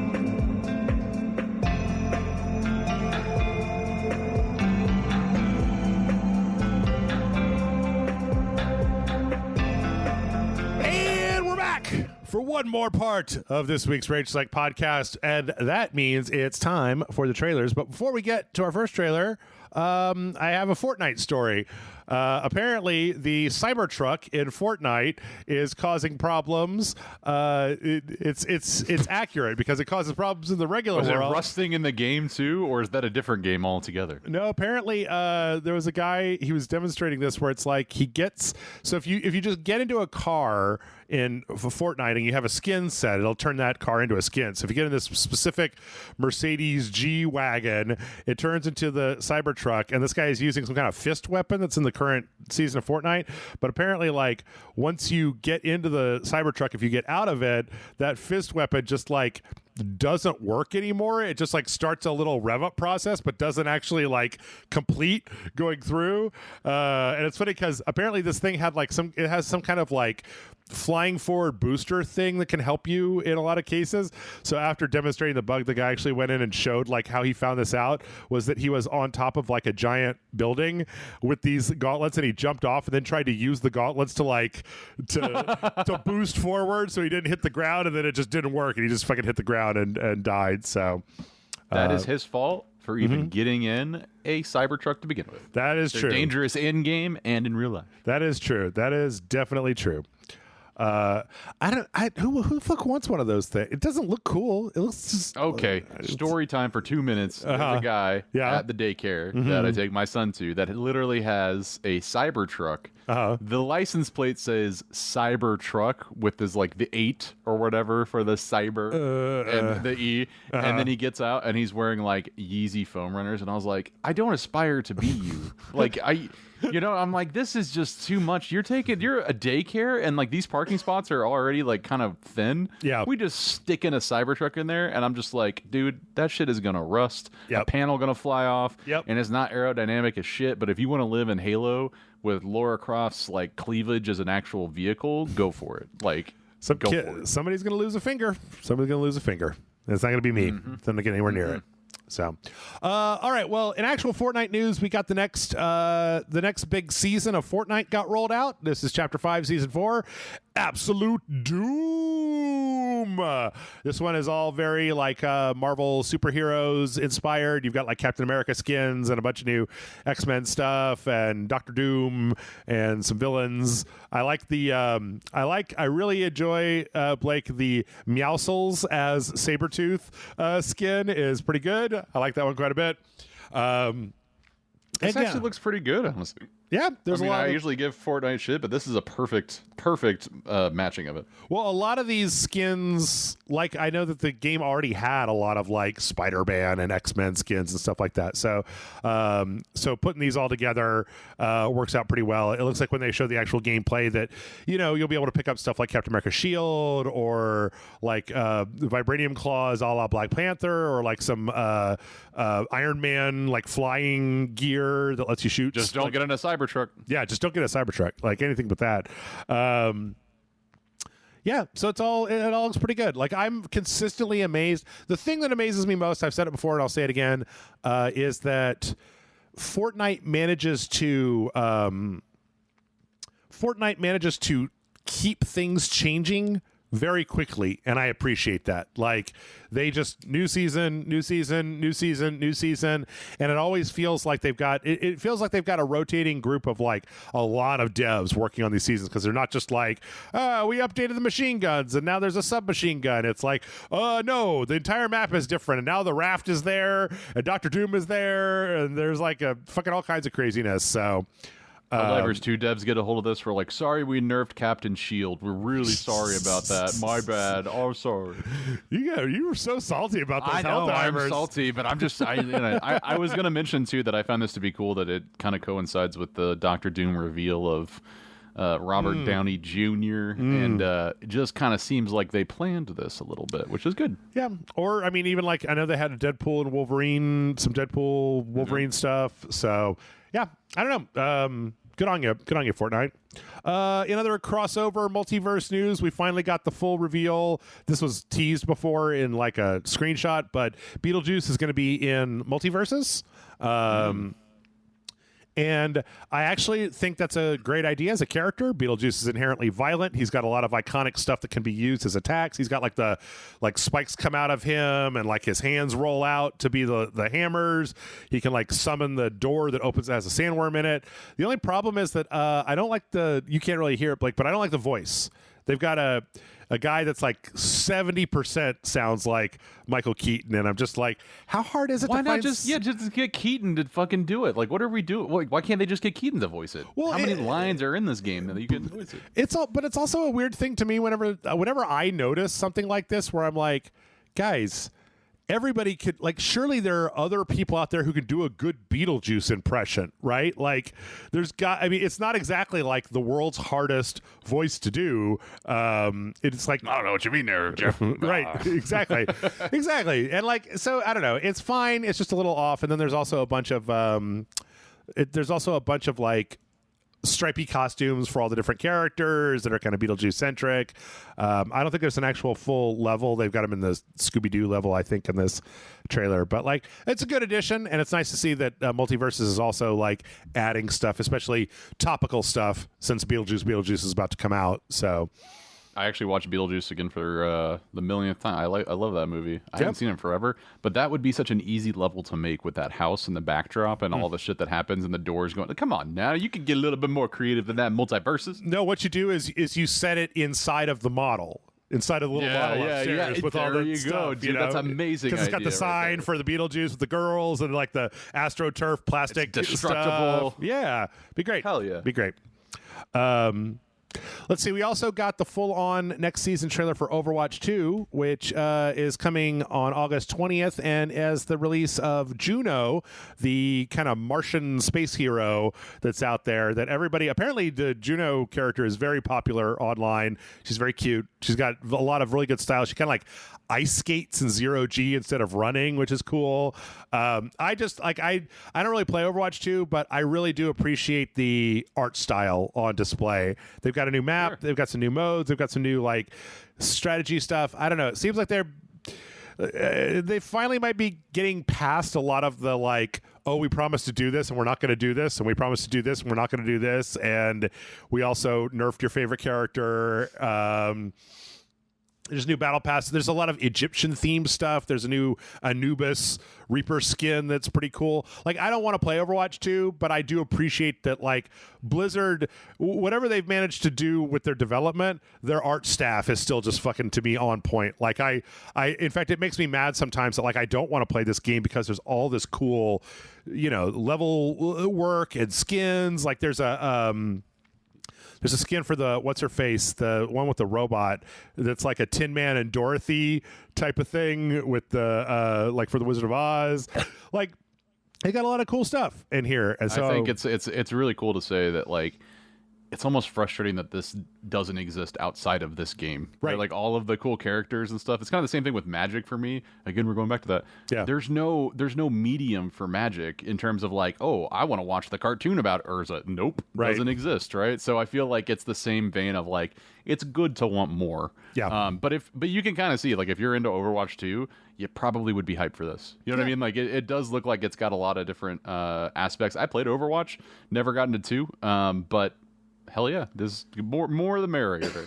The real question, I think, is going to be whether they whether any of the contenders for the Overwatch throne, because Overwatch 2 has morphed into a very competitive focused game, so it's much more for like e-gaming or whatever, the esports crowd. Yeah, so it's a lot. One of the things about the original Overwatch that was very appealing was that a lot of people who didn't even play these sorts of games could play it because there were roles for them that didn't require pinpoint accuracy. That's kind of gone away. So the question is like, Concord and like Marvel Rivals, like, are we going to get something that basically banks its whole thing on what if we just bring back like a game that is like OG Overwatch, where it's got a low skill ceiling but like high complexity, where anybody can jump in and play, but the really good people will be in a tier of their own type of thing. They can separate, right? Yeah.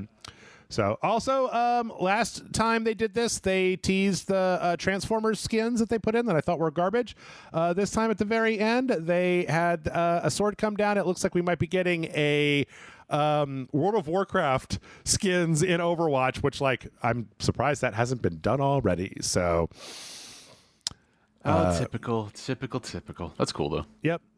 Let's see. We got another Concord thing. This is another. They've been putting out these like little free gunner adventures that are just like highlighting characters, kind of in these little animated vignettes where they kind of, you know, do crimes and talk about their world and stuff. And it looks like again, it's one of those things where somebody spent some time and effort writing the world that this Concord game is in, and I'm glad to see them cashing in on it a little bit, because this is like the third one of these in 3 weeks that I've seen. That's what I was saying and mentioning earlier. It's like this I'm more interested in Concord in terms of all of the stuff that you see, like with the character back and forth or this animation. It's pretty good. And the thing is that I don't have any interest in the game. It's so weird. You know what I mean? I'm like, they should just make this a cartoon. Like, you know what I mean? Just put it out.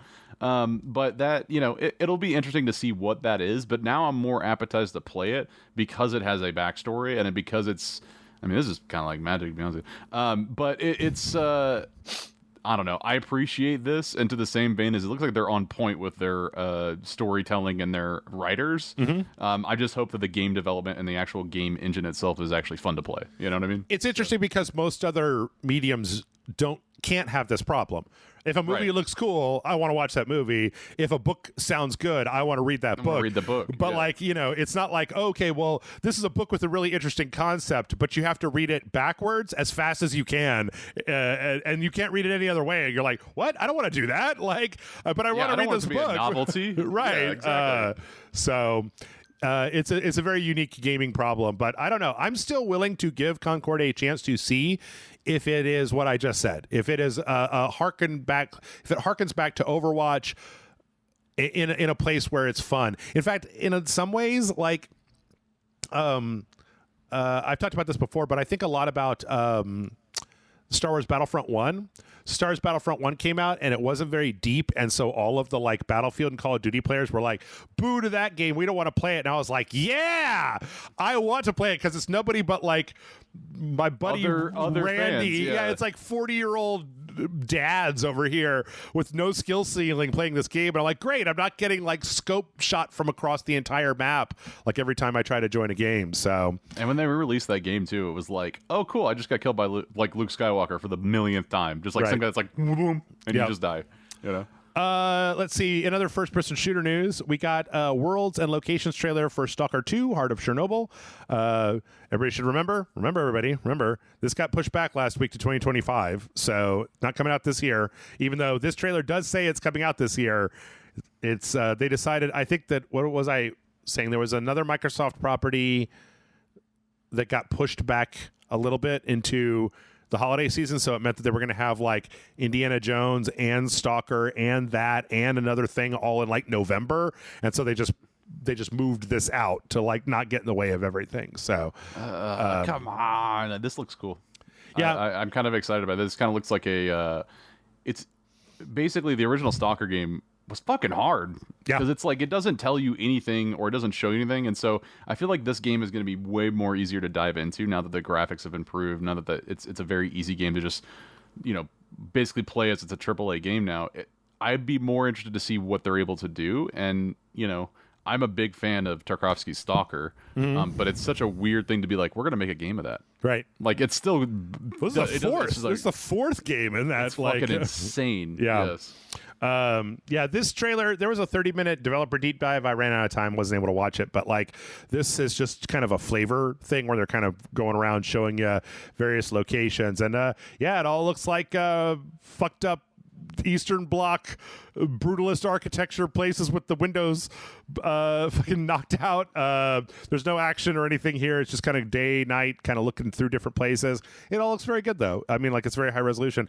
I'm with you where I think that I might try to play this when it comes out, and if it ends up being hard, I might just instantly bump down the difficulty as low as it'll go to be like, I'm not the Stalker guy. I've never successfully got into one of these because they were always balls hard. So like I might just need to play it like a tiny baby in a crib in order to have any amount of fun and see what all the hubbub is about. Then maybe one day I'll go back and play the original on fucking European Extreme or whatever the high difficulty is. So when I seldomly stream on Twitch, I thought it was really cool. One of the first things I did was play Stalker because I just didn't know what else to do. Yeah. And I actually got a few people jumping in that I think were either Ukrainian or some... Basically, like, we're like, hey, we really, like, we're a part of the community, and we just appreciate you playing the game. It was just like, wow. Like, there's a passionate fan base behind it, and they're not... It's kind of overseas in terms of that. So I'd be curious to see how much more this is going to bring to those games initially. But, yeah, it kind of looks like a fun, like, Escape from Tarkov / Fallout / like... PUBG, like it's interesting how they've kind of melded everything together. The kind of gritty Eastern European military kind of stuff, slightly janky, slightly stiff, very dirty and brown, but like somewhat satisfying as well. Yeah. I don't know. We'll see when it finally comes out. We got an early access. We got a new showcase update for Witchfire. Witchfire is this RPG shooter game that's made by a bunch of ex-Bulletstorm devs that I've kind of had my eye on for a little while. It's in early access right now on the Epic Game Store, which is why nobody talks about it. It's going to be coming onto Steam, I think, in Q4, but they kind of showed that they've got like a single-player campaign that they're working on, and it looks like I'm familiar with some of the earlier builds of this that they've kind of updated a little bit of the UI and stuff, but it's a very like guns and magic, and then you put the magic on the guns, and you have the guns with the magic type of thing. Everything I've seen of it seems like it's really good. I have yet to try it out. It's got, classes and like kind of upgrade stuff, and it looks like kind of a roguelike. So, yeah, I don't know. I will be playing this game. This game looks fucking awesome. Like, I love the idea of like, put in some... It's put guns in Skyrim. That's what this game is. Right. You know what I mean? Like, it's how it feels when you're watching it. Yeah. Yep. And I've been waiting for some of those Bulletstorm devs to make something that was more like Bulletstorm, where a lot of stuff they've made since has not really been. And this looks a lot more like Bulletstorm, of just like crazy effects that occur with nutty guns and stuff. So, yeah. And then I think what they say, is there anything else here? Yep. The early access. This is just kind Wishlist now. This is just kind of part of some kind of showcase trailer. So yeah, I'm not sure what the whole, what the reasoning for that was, but we also got the announcement trailer for a game called Gravelord. This is another boomer shooter where you play as like a grave digger, and then it's a very just like old school throwback shooting zombies. It looks a lot like Quake. Like, it reminds me a lot of Quake in its... Unreal Tournament or some shit. Like, but the way that the access definitely feels like Quake. You know what I mean? Like, as you're moving, it seems a little bit more dramatic that your camera and your gun is also moving kind of elements. Really high, like, FOV, like, really stretched out so you could see everything that's on the screen, and, like, very kind of just motoring around like your character's got, like, jetpack roller skates on. So, yeah, I've been glad to see that this particular genre of game has has had a bit of a resurgence. That people have realized that if you make a fun one of these, then people will buy it. And yeah, so there's been a bunch over the last couple of years. Last year's Bolt Gun for Warhammer 40K was like that. This doesn't have a release date, but it does have the ability to wish list, and you can do that even right now. Let's see. From there, we got a full comparison trailer here for the Until Dawn remake. You guys did Until Dawn with Brian, right? Mm-hmm. Yep, Brian and I played all awesome. the way through it. We were just like, I don't care how many of these kids died. I think like one died, and most of them survived. But it's like, what the hell, man? You guys weren't even trying. Like, yeah, it's like, how did we do that? Yeah. Well, it's because I'm really good at QuickTime events, even though if I don't care about crappy teenagers. So whenever they was like, I don't know if you could pass this like really hard QuickTime event, you can survive. And I was like, I'll give it a try, I guess. And I was like, that wasn't so hard. Yeah, you're like we're live. Yeah. So yeah, it looks like they've gone through and they've redone like all of the lighting and everything. They've redone a lot of the textures. You got a lot more like grime and like blood and stuff, and it's a lot more desaturated. They've also gone back and done new voice or new motion capture for some of the like stuff. They've redone the camera on certain scenes, so it's a little bit more dynamic. So Supermassive has had a lot more time to like learn how to really set up a nice shot as opposed to like their very first game. It looks good. I mean, it looks a lot like the Quarry or something, right? It looks like a modern version of one of these games. It probably looks to a lot of people that like the way the remaster looks is the way the old one is in their head when they think about it. Exactly. Yeah, I actually just watched somebody play the original one for on Twitch, and I was like, wait, it doesn't look like that naturally. You do really miss the idea of like, yeah, that was a game that was released quite some time ago. Yep. For that, so it's cool stuff. It was like the second or third year of the PS4 when it was out. It was pretty original. Yeah, I mean, this is a good move for them. PS5, PC. It was one of their, it was probably their most popular game that they ever made. They've been kind of chasing, I think, that success a little bit after. But October 4th, it's coming out. Also, the guy that did all of the intro stuff for the Dark Pictures anthology passed away. The narrator for that one. But this one, I think, what was it? It was Stellan Skarsgård that was the narrator for that one. Yeah. So yeah, looks good, and hopefully have a chance to take a look at it pretty soon. Speaking of old games that are getting a new fresh coat of paint, we got a new trailer for Marvel vs. Capcom Fighting Collection Arcade Classics Official X-Men Children of the Atom, which I have been informed has a whole bunch of games that were very difficult to get at before this collection was put together. So it's good. I think we talked about this when it was originally announced. It's good that they finally are going to have a version on kind of modern platforms that people can get their hands on instead of having to resort to like Saturn emulators or, a PS3 that I still have laying around just to play some Marvel versus Capcom, some X-Men versus whatever game that wasn't available for a long time. So it's hard to think that like this is probably I think given at the time that it came out, like this is a lot. Marvel vs. Capcom is so vast, and I didn't realize that. But I would say that's probably one of the most popular fighting games of my my youth, because it was such a. You had to know where to go to play it. It wasn't like it was everywhere, right? So it wasn't like, especially in the States. So I'm a big fan of them releasing this. I cannot wait to get my hands on it because I want to dive in, but I'm not good at fighting games like that. I'm very aggressive, and it doesn't always reward you in that regard. So, yeah, no, I'm excited, and the fact that they're releasing more games with this package is just amazing. I'm all for it. What's weird to me is that it's like all these fighting games, and then also that Punisher beat 'em up game, like from the arcade, like with Nick Fury as player 2, and I'm like, oh. Just throwing that in there, huh? They're just like, sure, here you go. Like, let's have some Punisher in that as well. But we don't want to release this on the side. We won't make money, so let's put it together. And yet these motherfuckers will not put out Techromancer. I can't get Techromancer anywhere. And that was a game I played like 3 times in the arcade, and I've always wanted to play more of. It was a robot fighting game No, it was called Technomancer? No, not that. That's the Technomancer. I want Techromancer, which was a mech fighting game where they put they had off-brand versions of the different mechs. So they had like a Gundam and an Evangelion and like a an old Mazinger or something like that. But then it was just this little mech robot fighting game.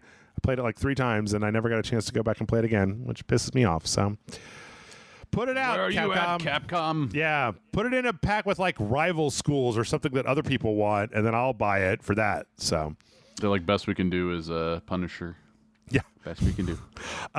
We got a real quick little trailer for the Mind Chess technique in Ace Attorney Investigations Collection that's coming out pretty soon. The Miles Edgeworth pack. This appears to be.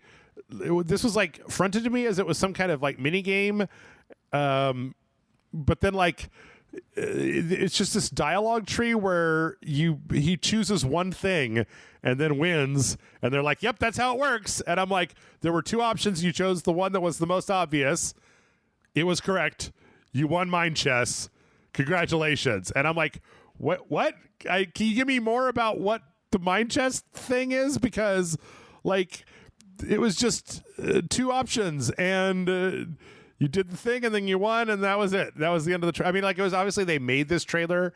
It's not a part of the game. It's a specific thing to promote the game. But I kind of wish they'd gone into the mechanic a little bit more, because I don't understand what the mechanic was. So don't be a dumbass and select the one you shouldn't, and you're probably always going to be rewarded. I don't know. That seems like what that is. That lady had a black pawn. He picked a white pawn. The white pawn destroyed the black pawn, and then he was successful. And it's that's, I guess, that's not exactly how chess works, but I don't know. September 6th, that one's coming out. Can't wait. Cannot wait. Mind Chess. Yep.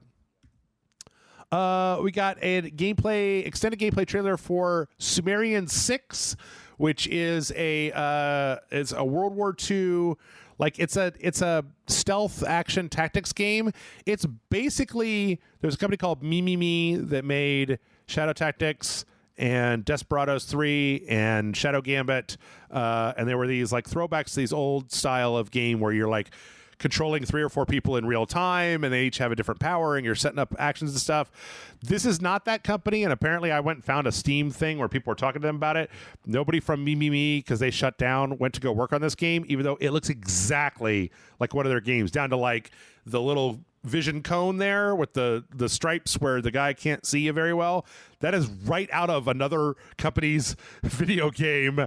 They even have a mechanic where you could set up these intricate actions. You have to save and reload a lot. All of that is what that company was known for with their last 3 or 4 games. But this is a game about a bunch of kind of Dirty Dozen style Tesla soldiers during World War II trying to fight Nazis that are trying to summon Cthulhu magics and stuff. And it looks pretty cool. There's a motley. That actually looks really cool. Yeah. Motley crew of guys. You got one guy that's a werebear. You can werebear out, and that's fucking rad, dude. He turns into a giant ass bear. Looks like he's from yeah, dude, that's cool. Yep.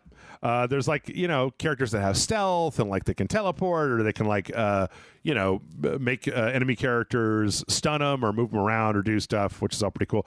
It was one of them. The last one was a chemist lady who has acid, so that instead of just stabbing somebody, you toss this acid on him, and it just melts them, so there's no body to contend with if you need to get rid of somebody really quickly. Seems pretty cool. And Devolver Digital is publishing it, and I'm a big fan of them, so hopefully it's good, because I liked those style of games, but the company that I liked that made them went out of business. So September 2nd is when that's coming out. Let's see. I don't believe that this has never been a thing before, but we got an announcement trailer this week for a game called Parkour, where you play as a dog, and it's just you're playing as a secret agent dog that's got a little backpack with little arm stuff that can come out of it, and so the dog can use the backpack to open doors and do stuff, and you're a secret agent dog.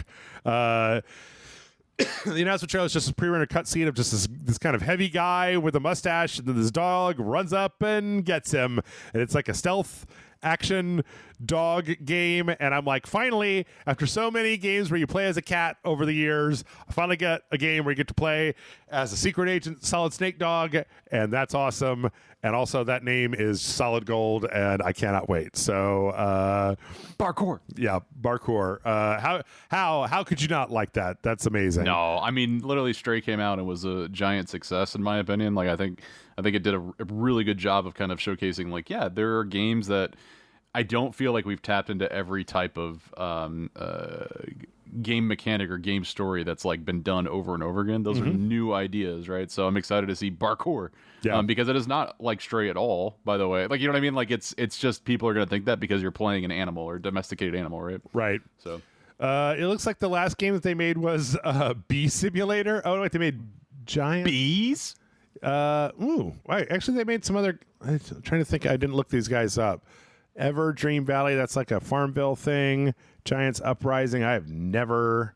That's not one that I remember, but yeah, I don't know. A lot of times I feel like when you're looking for when a new game is announced, like the best way to kind of figure out whether it might be any good is just look at everything that studio did before and then see if you can, make an assessment. But I don't know. We'll see. Let's see. From there, we got the full-on release trailer for Shadows of Doubt. I need to go back to this because this is like a procedurally generated world where you play as a private investigator. You're trying to solve crimes. And so it literally, like, it's a world made up of voxels so they can generate the world. And it's like... What game was... this looks like a game that came out recently where you were, like, stealing or always trying to, like... it was a voxel, like, hey, you have something to do and you have all these things in the environment, but once you take it, it's like all the alarms go off. Yeah, I know what you're talking about. It's not Tearaway, Breakaway. Oh yeah, I know that was going to bother me. Voxel Destruction Game, Teardown. Yeah. That's a great game too. So yeah, this is now a detective element version of that, essentially. Well, it's just voxel just means the squares, right? It's just like a way of building with 3-dimensional pixels.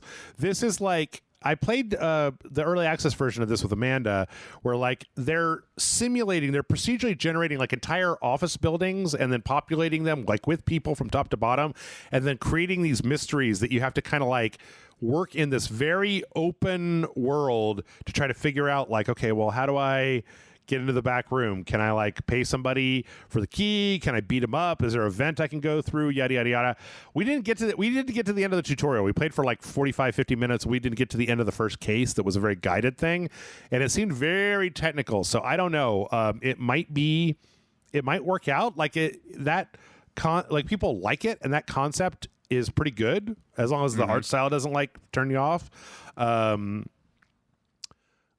So there could be some longevity in this game. Yeah, basically, like if it hits the right markers. Yeah. Yeah, but I need to go through like an entire, like I need to play through the loop a few times in order to like really figure out whether it's like if it's good, if it's fun or not, because it's hard to say. There's just a lot going on. But it's coming out September 26th, full release on the PC, and that's also going to be on consoles. So nice. I don't know. We'll get to see. Let's see. We got the announcement trailer for 2 Point Museum. So we have 2 Point University and 2 Point Hospital, and now we have 2 Point Museum, which is basically one of those like Disney Adventures type games or something like. Where no, it's a management sim. So like in the hospital, you build a hospital. And then you hire the people to work there. You have to do we need a new exhibit to get more money. And it's got a lot of jokes in it. Like you see, there's like a primitive, quote unquote, primitive computer. And it's like a rock that's in the shape of an old PC. And they've got their style is similar throughout, where they got the little people with the little dot eyes and the kind of Wallace and Gromit looking guys. And so it's just going to be another one of those where you're managing a museum instead of a hospital or a university, which will probably work out great for them because nobody's really picked up the mantle. I tell you what they need to do. There have been a lot of other people who have been trying to do this. They need 2 Point theme park. They need to be the guys that pick up the roller coaster. That actually, I literally thinking as I was watching this, I was like, man, this was so much fun when I was growing up. And I remember getting Theme Park for PlayStation or whatever. And it was not like Roller Coaster Tycoon. It was very cartoonish like this. And I remember still having fun with that game, but Roller Coaster Tycoon being like the quintessential, I can still hear that theme in my head. You know what I mean? Like, do do do do do. So I honestly feel like you're right. Somebody does need to take up the mantle, but that game has been so perfected to this point where you can actually create like, you know, pretty realistically seemingly rides of, hey, this is what Disney would do and stuff. So I think it would be, there's still a gap of like the entry point of not having it to be an entire simulator versus a fun little, over the top, a little cartoonish. I think it works. Yeah. There was Parkitect, that's a good one. Yeah, there was one called Parkitect that was that. There was another one, Planet Coaster? I think Planet Coaster was the other one. Like, those were the two big ones that were out there. But I don't know. Those were. I feel like both of those were also slightly janky. There's also Planet Coaster 2. So I don't know. Maybe. Wait, is it the same? No, it's not the same. It's not the same company. Okay. Anyway, yeah, I don't know. The museum one looks fine, and I don't know. We'll see what happens from there. And then last on the trailer parade, we have Debtors Club. This is just something I put in here. I was like watching trailers where you're playing as like, it's like you're in a city with a corrupt mayor, but the thing about the mayor is that he's corrupt and hated, but he pays off all of his bribes and his bills on time. And so this is a half narrative, half like sim game where you're playing as a new tax collector that has to kind of like go through this weird cartoon world and like figure out how to like the best way to assess the amount of money you need every day to keep working. So kind of a combination of like Papers, Please, but then also sort of visual novel. It's got a real kind of grungy, grody art style, like cartoon art style to it. This looks cool. No, I like this. This is like watching a Adult Swim cartoon, but more so it kind of gives me like E-Bomb's World vibes, but like way more in depth, and I don't know. It looks cool. Yeah, it's got a lot of different mechanics. It's just showing a lot of different mechanics. There's like roguelike stuff. So it seems interesting, and I genuinely like the art style. Reminds me of Duckman a little bit, like the weird black, the way the lines are. It reminds me of if Duckman and Ugly Americans got smushed together into one thing. Like the characters are very Duckman-esque, and then the world is very like Ugly Americans-ish. But yeah, interesting stuff. And coming August 26th. Next month's going to have a lot of stuff in it. I've been like really grasping at straws this month, and I'm just like, everything is... Substance is coming in September. Yeah.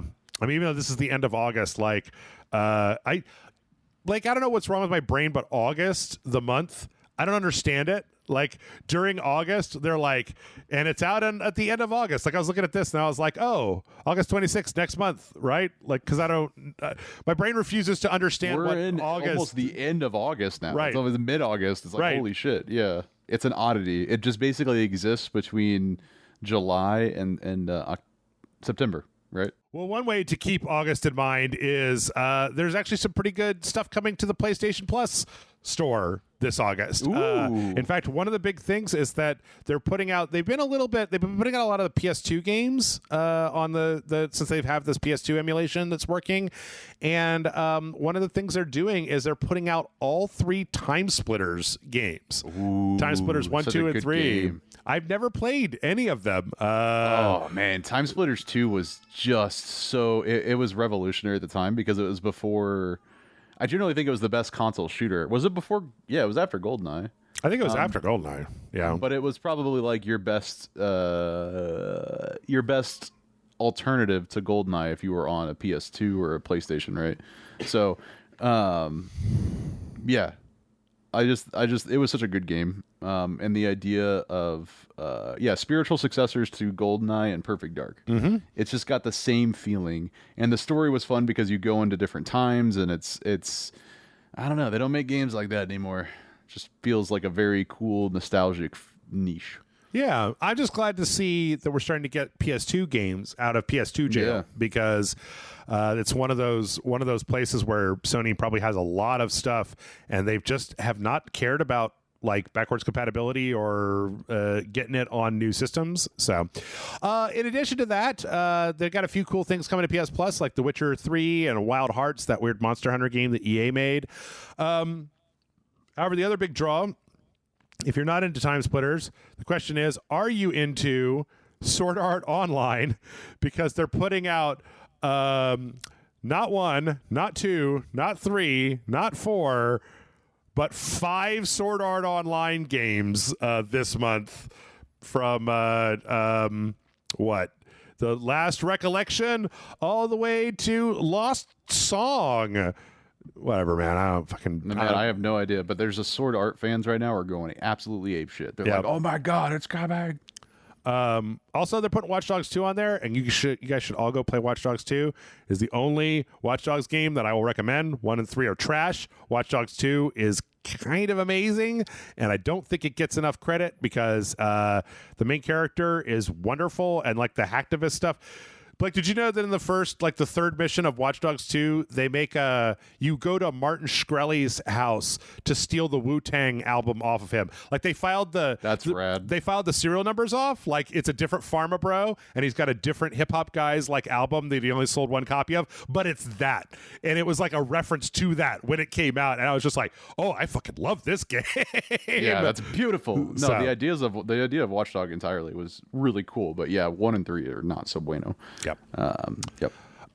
Let's see. From there, this is a good time Splitters 2. Sega is delisting Sonic Generations, but that might not be the worst thing in the world. So, well, it's so strange that Jeff would say this. Yeah.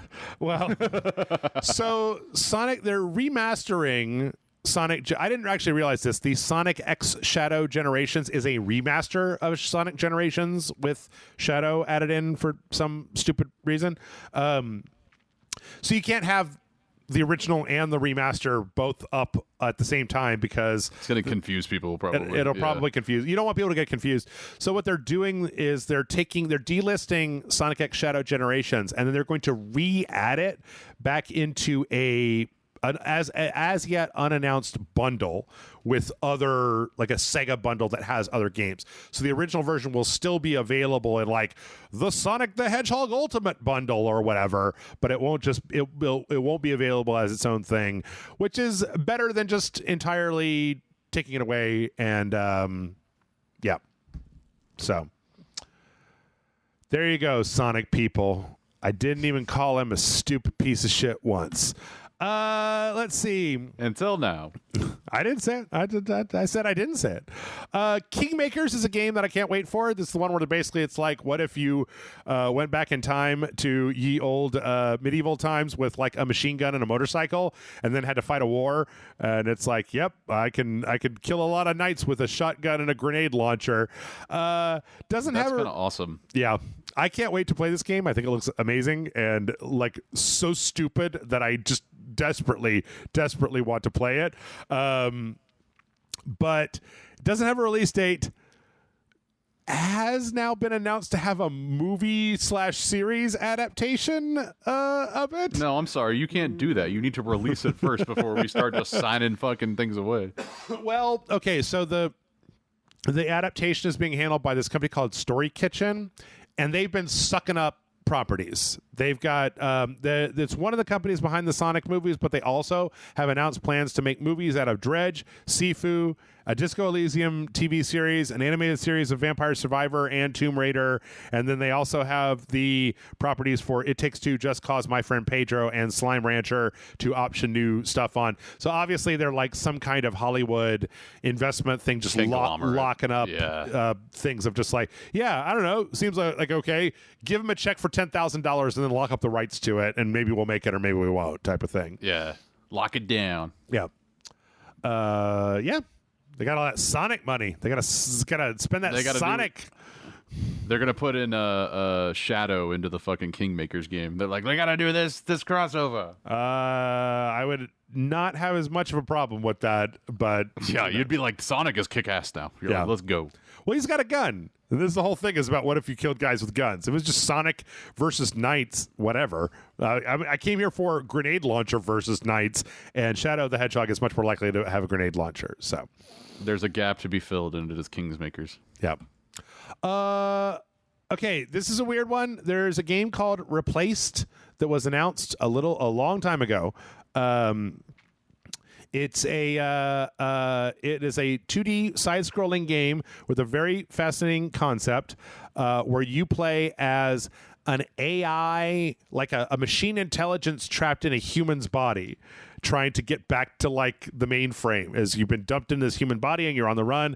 It's this very kind of pixel based, but it's got a lot of like lighting to it that looks really good. It's like a 2D kind of side scrolling game. Looks a lot kind of like something like Inside. It's like Octopath Traveler, but like action, you know what I mean? Side scrolling in terms of like the way that they bring in the depth of your 2D side scroller. Mm-hmm. It was announced back in 2022. Yes. No, it was supposed to come out in 2022. Then it was moved to 2025 or to 2024, and now it's being moved out to 2025. Basically, they put out a statement saying like, hey, making games is hard. We're still working on it. Like, it's just not ready. So we gotta move it out a little bit. Yeah. So, I mean, I'm on the side of like, take all the time you need if you get a good game out of it at the end. I'd rather have a good game. I'd rather have to wait for a good game than get a shitty game right now. So yeah, there's plenty of other games to play that are done, right? Like, just give them time. Yep. Let them cook. Let them cook. All right, and then let's wrap it up with a few fun things. Hey, Blake, do you know about like really, really expensive game statues? Yeah, I know a lot of different statues with comic books and the sideshows and all that stuff, but yes, they go for pretty pennies when they are very pristine and collectible. Yep, we got a new one from Pure Arts. This is the Judy Alvarez statue from Cyberpunk 2077, 1/4 scale. It's got a bunch of like shit that lights up. It's got like little screens that light up and stuff. This is $900, and I'm sure it's like it's big, right? Like it's 1/4 scale. And she's got, all this, like, the screens, the different stuff, and it's a very good-looking statue, even though, like, I didn't romance Judy. I was a Pan Am V myself, but, whatever. But it's a very good-looking statue. It made me wonder, it was like, is this what I would do, Blake, if I had a shitload of money? If I just had the money that I could buy whatever I wanted to and I didn't have to worry about it, would I be like, oh, fuck, I need to pre-order that $900 statue of a character I didn't really give all that much of a shit about in a game that I liked well enough but wasn't like my favorite game of all time?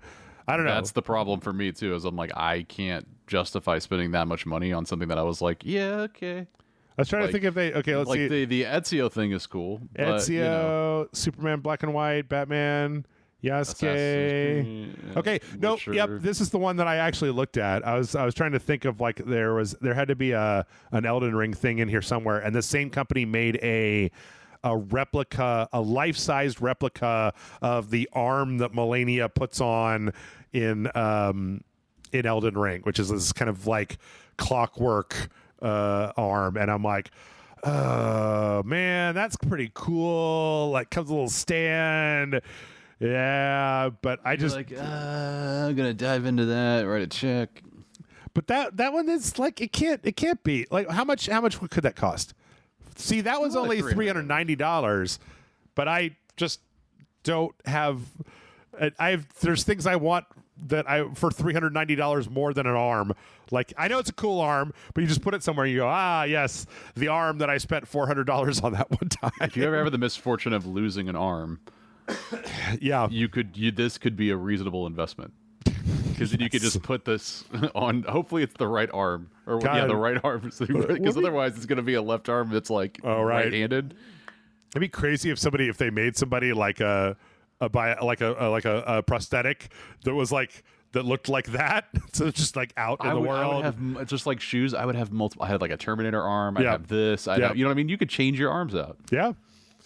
And somehow everybody that's disabled from an arm is like, fuck you. Fuck you guys. Fuck you guys.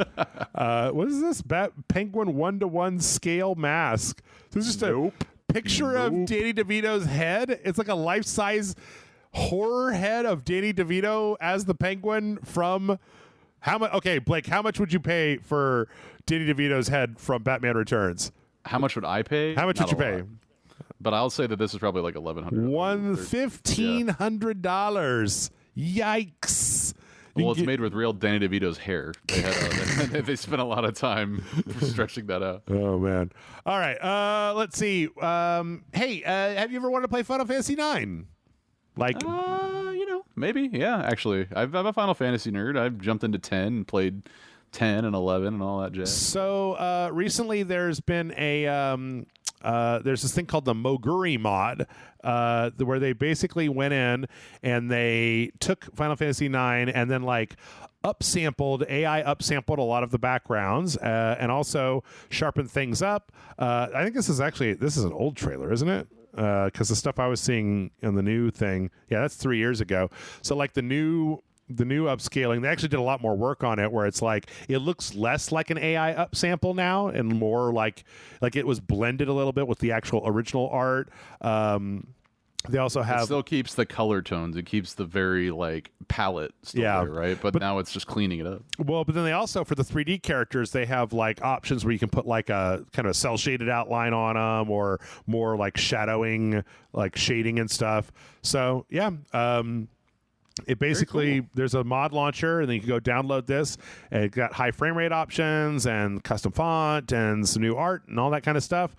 Mods getting really sophisticated these days, so I don't have to don't have to wait for a full remake. Just do it myself. Let's see. Speaking of mods, they put out a demo, this team that is making a Fallout 1 mod for Fallout 4, which basically is like the very beginning of the first Fallout game. I think it's like the first area. It's got it's the town that's nearby, as well as Vault 13, and then a few other places.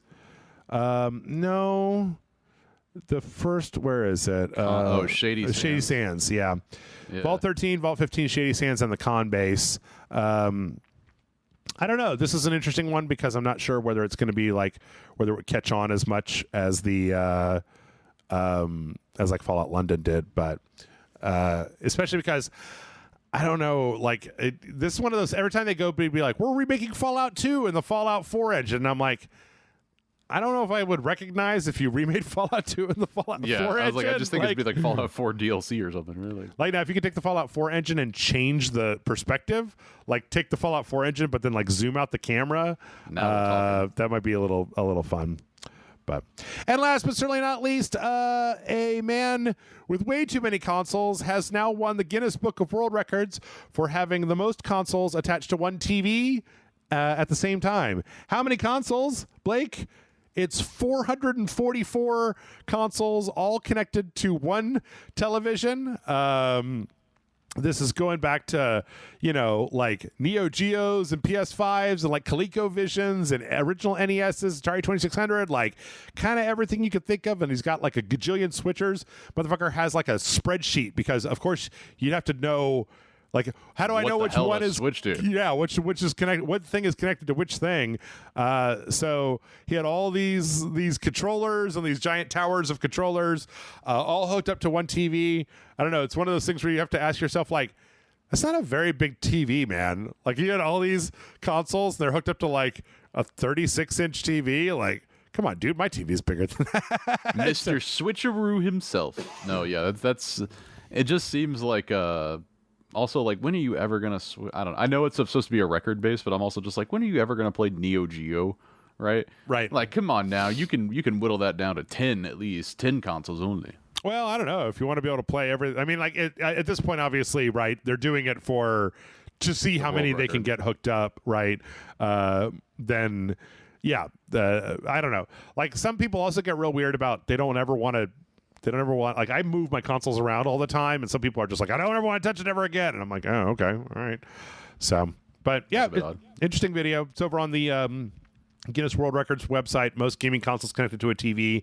It's got all kinds of stuff, Switches and GameCubes and Wii U's, and there's a Virtual Boy in there, even though that can't connect to a TV. It's got its own screen. Yeah, and then you would have eye strain just by looking at it. Yep. And that's the podcast. Blake, why don't you tell the fine people of the world where they can find you when you're not over here helping me run through all the news? Well, you can go over to patreon.com/junkfoodcinema to subscribe for as low as $1 per episode, $4 a month. That's when you get all the great content and come to join us on the Discord. And I appreciate you always inviting me on to the RageSelect and talking about these fun games and what's going on in the world. Yeah, a lot of stuff going on. We're starting to kind of head towards the end of the year. I don't know. Which month is this again? This is September? This is July. This is the odyssey between July and September. Oh, it's just that dead zone that I can't ever tell. Like, it's like, it's like when it changes to a new year, and for like 2 months, I have to keep reminding myself, it's 2025, it's 2025, it's 2025. You're still writing 2-4 for whatever reason on every fucking paperwork, right? Yep. All right. I'm going to go lay down. I just need to keep laying down. I'm really sick of being sick. I just want to be better, Blake. You need more man beer. Get yourself better. All right. I'm going to drink until I'm either dead or better. So see you next week. Maybe. Or see ya. Maybe not.